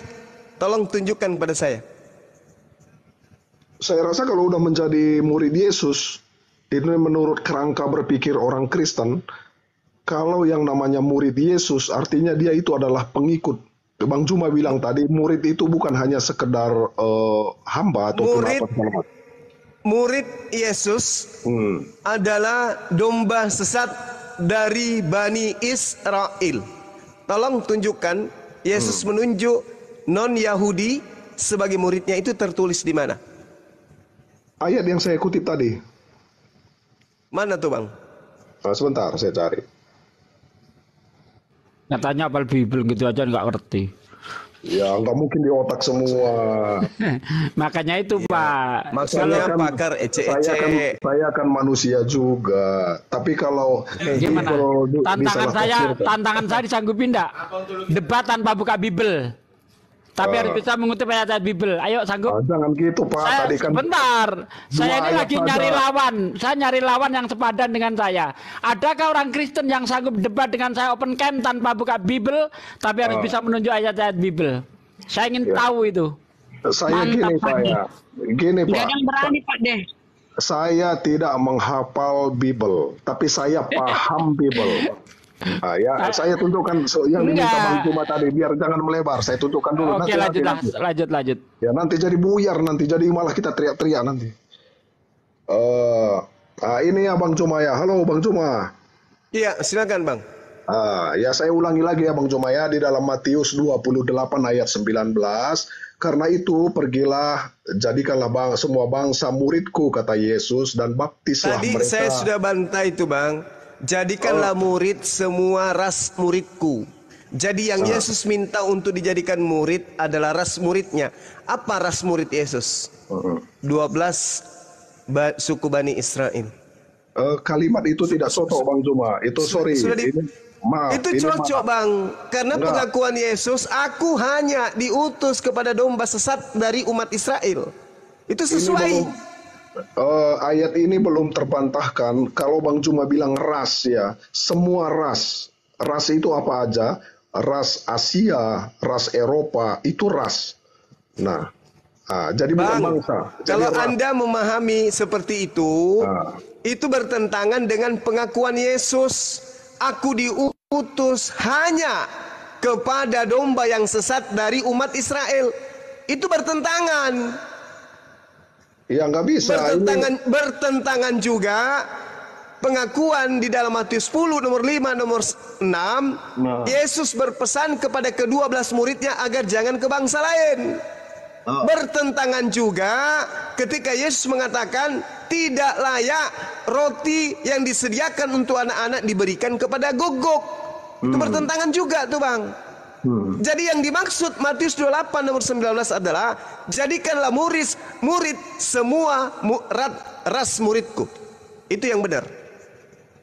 Semua ras itu bukan hanya satu ras loh. ras muridnya, ras Oh, bukan. muridku, ras Ayat muridku. ini, Jadikanlah murid semua ras muridku. bukan. Abang Juma bisa Nah, baca dalam coba saudara tunjukkan ras murid Yesus di luar Bani Israel itu ras apa? apanya? Ras Di murid sini- Yesus. Di sini sangat jelas. Jadikanlah semua bangsa. Iya, jadikanlah murid. Jadikan Bukan jadikanlah murid. bangsa, jadikanlah Jadikan murid. murid. Semua ras muridku. Gini Bang Juma, kalau kita berbicara Bible, kita akan berbenturan. Nah, Bang Juma, Anda yang berbenturan, saudaraku, Anda yang berbenturan, saudara yang berbenturan dengan Yesus. Aku diutus hanya kepada domba yang sesat dari umat Israel, dari ras Israel, dari etnos Israel. Jangan Anda bantah, itu pengakuan Yesus. Kalau Bang Juma berbicara Bible, saya punya datanya banyak. Ini nanti Ya, tidak mengena. yang saya seperti- sajikan barusan abang itu data Bible. Ras daripada murid Yesus itu adalah ras Ruben, ras Simeon, ras Lewi, ras Yehuda, ras Sebelon, Isakar, ras Dan, ras Gad, Asher, Naftali, Yusuf, Benyamin. Itu adalah 12 ras suku dari murid Yesus. Gini Bang. Kenapa bang? Gini Bang. Kenapa? Salah. Salah. Gini, kalau Bang Juma masuk ke area Bible, tentu kita pasti berseberangan. Pasti berseberangan. Tapi kalau Saya tanya lagi bang, coba Anda sebutkan ras apa saja murid Yesus ini, silakan. ya gimana ya? Gini Ya Bang saya Juma, juga tidak pertanyaan tahu kalau ada ras di luar daripada 12 suku ras, saya nggak tahu. pertanyaan saya tadi, ya Bang Juma ya, gimana saya bisa yakin dengan agama Muslim? Sebenarnya saudaraku Bang Forex, Kalau Bang Juma bawa dari Bible, ya Bang Juma ya, dari Bible, yang ada nanti kita berdebat. Bang, saya nggak mau berdebat. Kalau berdebat, Bang Juma paham dulu Bible. kalau paham Anda konsep. tidak mampu menunjukkan bahwa Yesus diutus kepada ras lain selain daripada ras muridnya, sebenarnya Anda ini sudah KO di sana. Harus Anda mencari sebuah jalan menuju kepada Tuhan yang diajarkan bukan untuk Bani Israel. Yesus datang untuk Bani Israel saja. Anda bukan Bani Israel. Kalau Anda bukan Bani Israel, berarti Anda harus mencari sebuah ajaran yang diperuntukkan bukan untuk Bani tertentu, tetapi diperuntukkan untuk seluruh umat manusia. Dan itu hanya Islam. Ini ayat ini saja belum terjawab dengan baik Bang Juma. Jadi menurut saya, stop bahas Bible. Saya bertanya tentang Al-Quran. Ini sudah terjawab dengan baik, saudaraku. Tidak. Jadikanlah murid semua ras muridku. Pada saat Yesus datang bang kepada Bani Israel, hanya ada 12 muridnya. Itu pun satu berkhianat, tinggal 11. Sementara dia datang untuk semua domba sesat dari kalangan Bani Israel. Tetapi masanya tinggal beberapa hari lagi terangkat ke langit. Siapa yang mengemban tugas kemudian? Murid-muridnya. Murid-muridnya diminta untuk menjadikan murid semua ras muridnya, yaitu yang saya sebutkan tadi, Lewi, Yehuda, Isakar, dan Gad, Aser, Naftali, Yusuf, Benyamin, Ruben, Simeon, dan seterusnya 12 suku. Ini yang diminta oleh Yesus kepada ke-11 muridnya, jadikan mereka menjadi muridku dari semua orang yang datang dari ras muridnya Yesus. Bukan ke Belanda, bukan ke Indonesia, boro-boro. Oke, kalau Bang Juma tetap ngotot bahas Bible, oke, saya kasih perdalam lagi. Ini ayat yang saya kutip tadi adalah dalam bahasa Yunani dikatakan taeton, ya. Di sini berarti bangsa-bangsa atau bangsa lain. Ini menurut gramatika Yunani kuno. Anda dapat dari data mana? Gramatika bahasa Yunani. Paham. Sekarang Anda mengutip kitab mana, Bible mana itu? Ini dalam bahasa Yunani, Textus Receptus, ya. Di data Matius. Textus Receptus tertulis dalam Matius 28 ayat 19. Kata bangsa, semua bangsa di sini itu merujuk kepada bangsa-bangsa lain di luar Yahudi.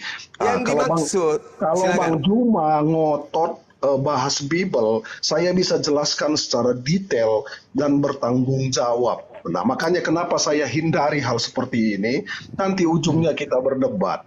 Nah, saya bisa jelaskan Bang Juma, semua Bible saya bisa jelaskan.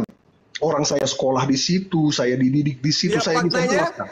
Faktanya Anda tidak bisa menunjukkan kepada saya data. Aku diutus. Ini pengakuan, Bang. Aku diutus hanya kepada domba yang sesat dari kaum Israel. Yang hilang. Oke. Tadi itu saya benarkan. Benar, Tuhan sekarang mana pengakuan Yesusnya? Aku diutus kepada serigala. Mana dalilnya?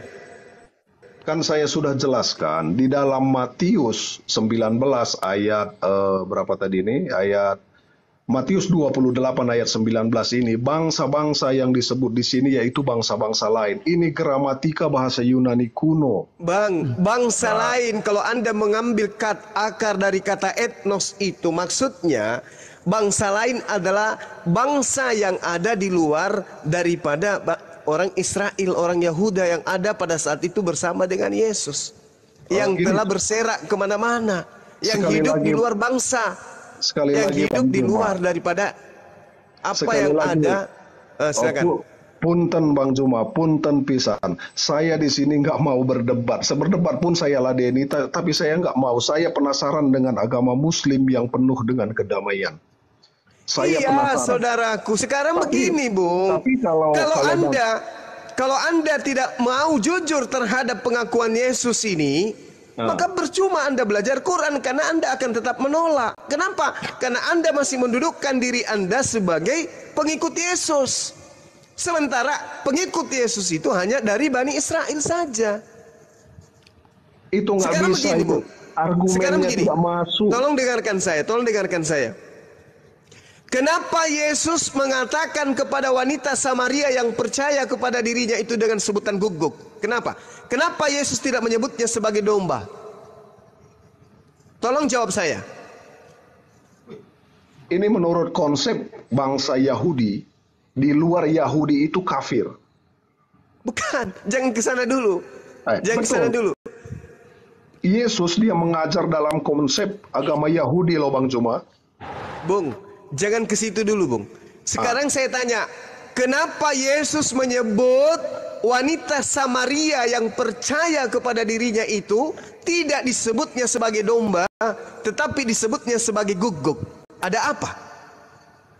Karena dia bukan orang Yahudi. Ya, Bunda Rahma aja tahu.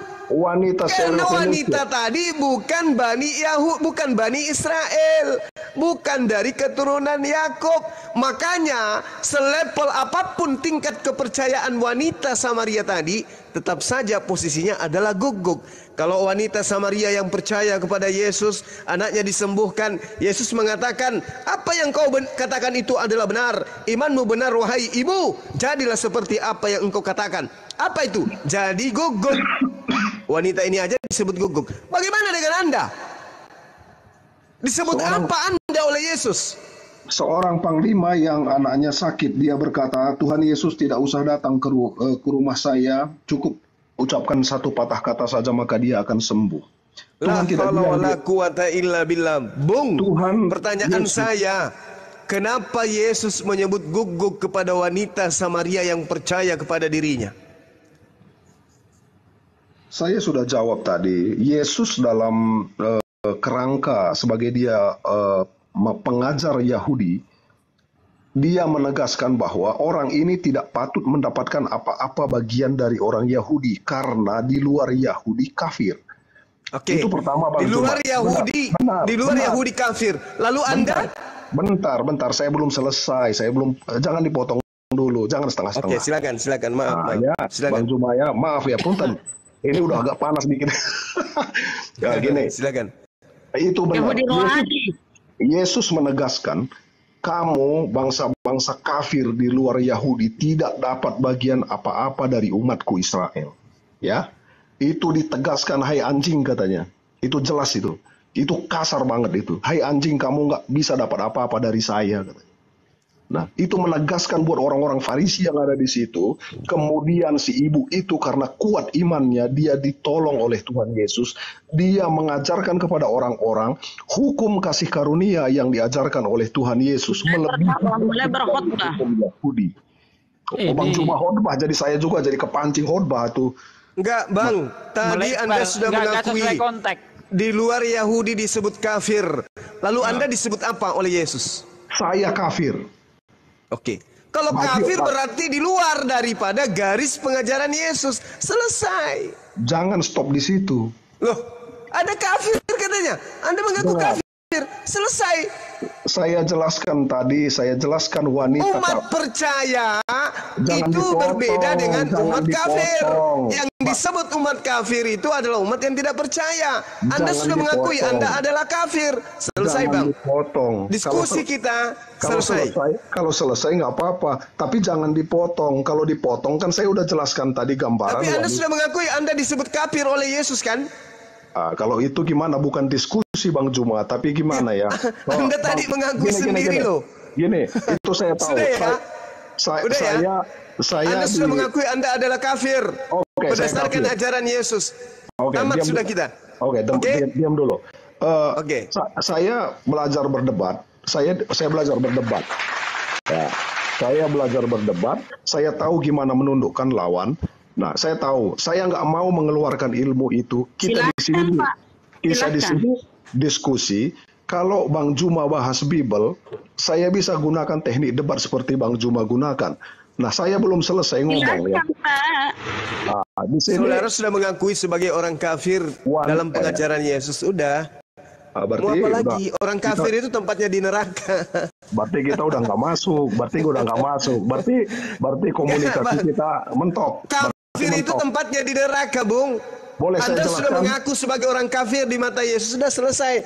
Ayo teman-teman penonton, kita tepuk tangan buat narasumber kita dari Kristen. Boleh saya jelaskan. Kalau nggak boleh, nggak apa-apa. Anda ku tengok ingin menjajakan iman Anda di kami. Enggak, saya bertanya tentang Anda itu berkhotbah. Saya bertanya tentang Al-Quran, tapi Bang Juma bawa saya ke Injil. Saya udah bilang jangan bahas Bible. Saya udah peringatkan dari awal. Silakan. Yang pasti teman-teman sudah menyaksikan bahwa saudara kita ini sudah mengakui dirinya kafir. Silakan. Betul kan, kayak gitu pasti ujung-ujungnya. Saya tahu itu, saya tahu. Nah, itu pasti ujung-ujungnya nanti diambil YouTuber lain, dipotong-potong kata-kata saya. Nah, nanti diolah. Kita semua di sini menjadi saksi. 4,4 ribu di channel Suci Play Mabas juga ada ribuan manusia menyaksikan. Anda mengakui bahwa Yesus di luar Yahudi disebut kafir. Boleh saya jelaskan? Boleh saya jelaskan? Silakan. Kalau Anda masih punya napas untuk membahas itu, silakan. Ini area Bible. Ini area yang saya kuasai betul. Kalau siapapun berdasarkan kepenguasaan saudara terhadap Bible, Anda spontan mengatakan Yesus mengatakan di luar Yahudi adalah kafir. Udah selesai. Ini akibat Anda belajar Bible sehingga Anda tahu. Boleh saya jelaskan? Boleh saya jelaskan? Silakan Bang, silakan. Oke. Terima kasih. Belajar dari wanita Serovenesia yang disebut anjing oleh Tuhan Yesus, dia itu selama sebelum dia disalib, ya. Jadi dia disebut. Jadi Yesus menegaskan bahwa kalau you tidak orang Yahudi, you nggak akan mendapat apa-apa bagian dari perjanjian dengan orang Yahudi. Nah, tetapi saya Yesus yang sudah turun dari surga, Tuhan menjadi manusia, itu melebihi dari semuanya. Datanya mana Pak itu? Nggak ada, Pak. Yesus nggak ada ngomong begitu, Pak. Tuhan menjadi manusia, mana datanya, Pak? Data Bapak khotbah. Bentar, Pak. Data. Jangan menyesatkan Pak. Mana datanya Pak? Tolong. Ditolong oleh Tuhan. Please. Di Tuhan ayat menjadi yang manusia tadi, mana? Ayo. yang Pak. berikutnya dikatakan Pak. Oh, Pak. sesudah Yesus Bapak. mati di kayu salib. Khotbah lagi. Mana datanya Pak itu? Jangan asumsi dong. Ayo. Bapak katanya menguasai Bible. Ayo dong. Mana Tuhan menjelma menjadi manusia? Ayo. Enggak, Tuhan menjadi manusia. tadi dia mengatakan begini, aku Yesus Tuhan yang datang dari surga. Mana data seperti itu, Pak? Di mana ada data seperti itu? Yesus ngaku aku adalah Tuhan yang datang. Di mana ada data seperti itu? Oke, gini aja. Baca Bible Pak, dari kejadian sampai Wahyu. Jangan di sini. Sebenarnya saya nggak mau bercerita Injil di sini. Sebenarnya, sejujurnya saya hanya pengen tahu dari rekan-rekan umat Muslim semua apa sih menariknya menjadi seorang Muslim? Apa sih menariknya gitu? Saya tadi rindu seperti itu gitu. Saya hindari berdebat, ya. Mana tahu saya mendapat sesuatu dari Bang Juma. Cukup dijelaskan Al-Quran seperti ini. Tapi kalau masuk area Bible kita akan bertabrakan, saudaraku. Ya karena Anda akan asumsi. Seperti contoh tadi, Anda mengatakan aku Yesus adalah Tuhan yang datang dari surga. Mana ayatnya? Saya bukan asumsi ya. Loh, gini kalau, bisa. Bentar.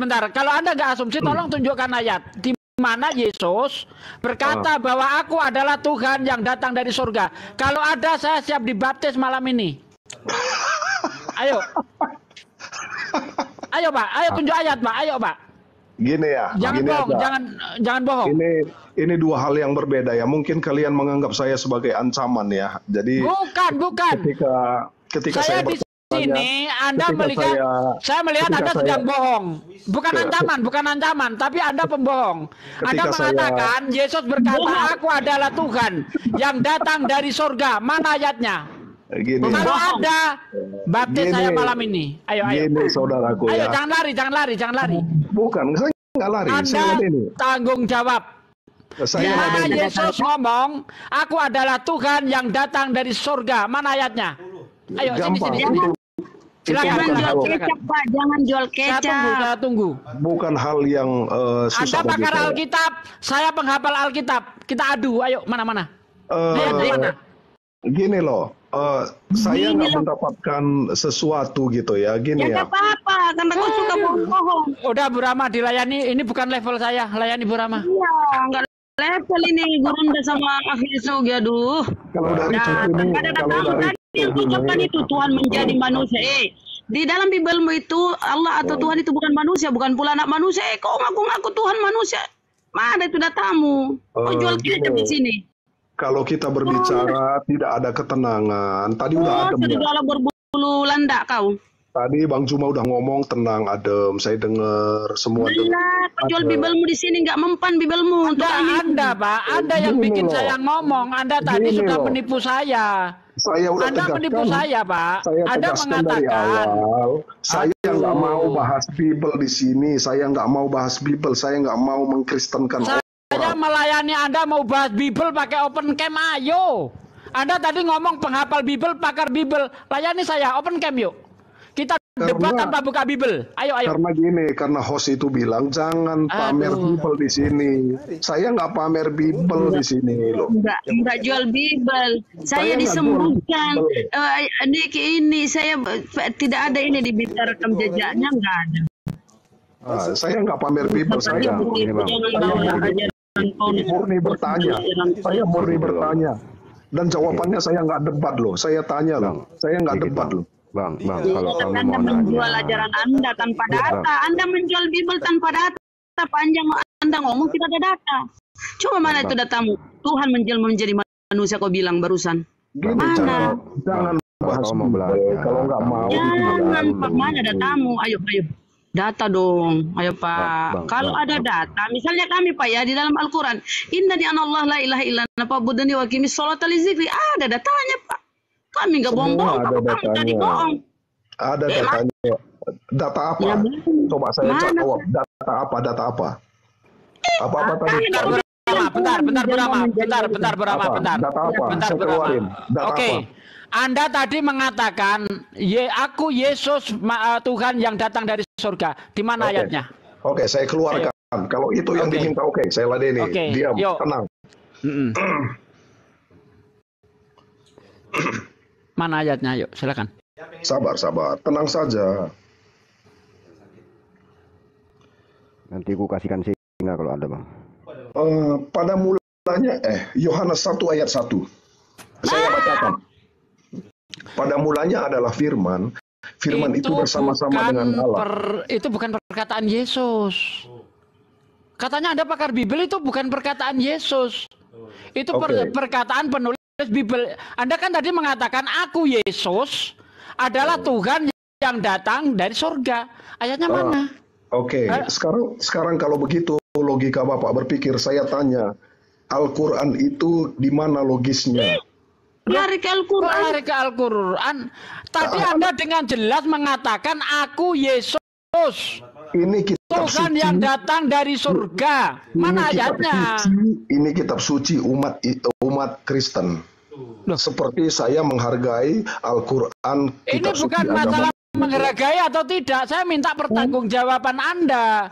Anda mengatakan aku Yesus, Tuhan yang datang dari surga. Di mana ayatnya Yesus ngomong seperti itu? Ayo, Saya tanya balik. Coba sebutkan di mana ayatnya Yesus berkata saya bukan Tuhan. Konyol. Kok malah tanya balik? Anda tanggung jawab dulu dong. Saya akan jawab. Anda tadi mengatakan, jawab dulu. Tadi saudara saya yang menjawab pakai hadis loh, pakai hadis. Saya dengerin sampai tuntas. Ketika saya baru baca sepatah tanggung jawab dong, Pak. Tanggung jawab dong. Malah saya ada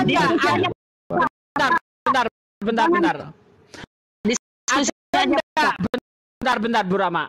Ada enggak Yesus ngomong aku Tuhan yang datang dari surga? Ada enggak Yesus ngomong seperti itu? Kalau enggak ada, Anda minta maaf, selesai udah.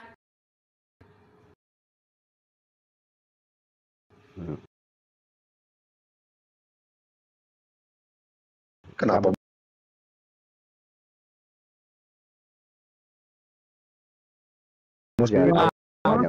Betul. Anda sudah bohong.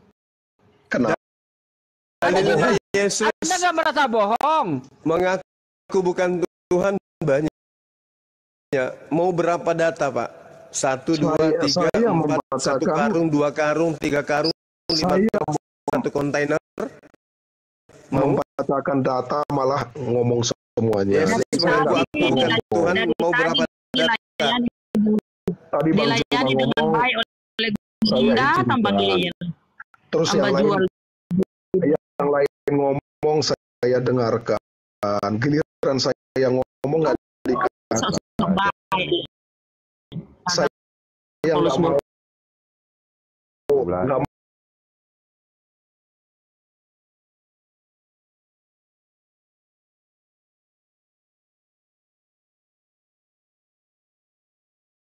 mau bahas Bible, malah ditanya Bible. Nggak mau bahas Bible tapi jual Bible, tarik saya sembuh, saya ada penyakit jantung, saya ini dan itu.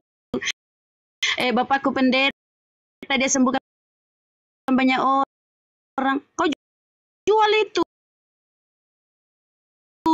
Bukan. Apa kau saya dikit Bu Rahma. Bang, kalau kau belajar,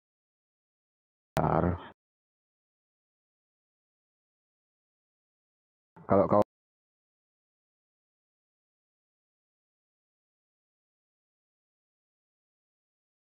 mau belajar, kau aku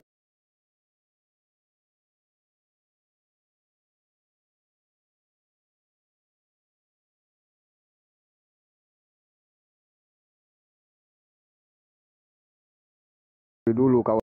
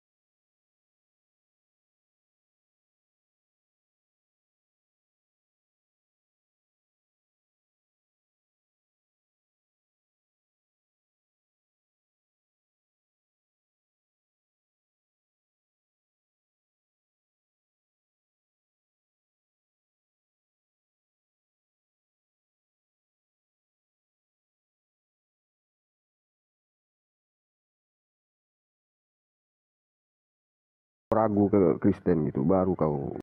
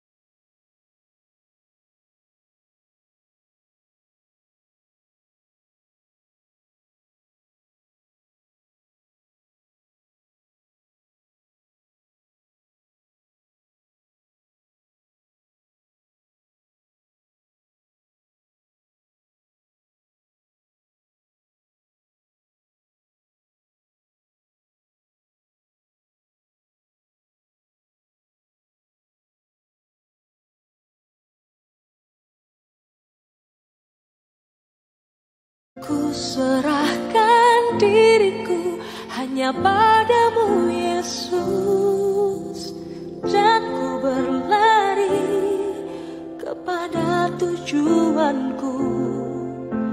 Kau beriku hari yang baru, yang lama telah berlalu. Ku melupakan yang di belakangku.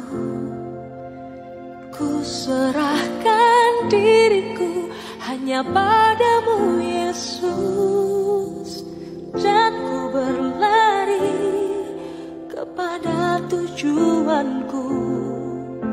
Kau beriku hari yang baru, yang lama telah berlalu.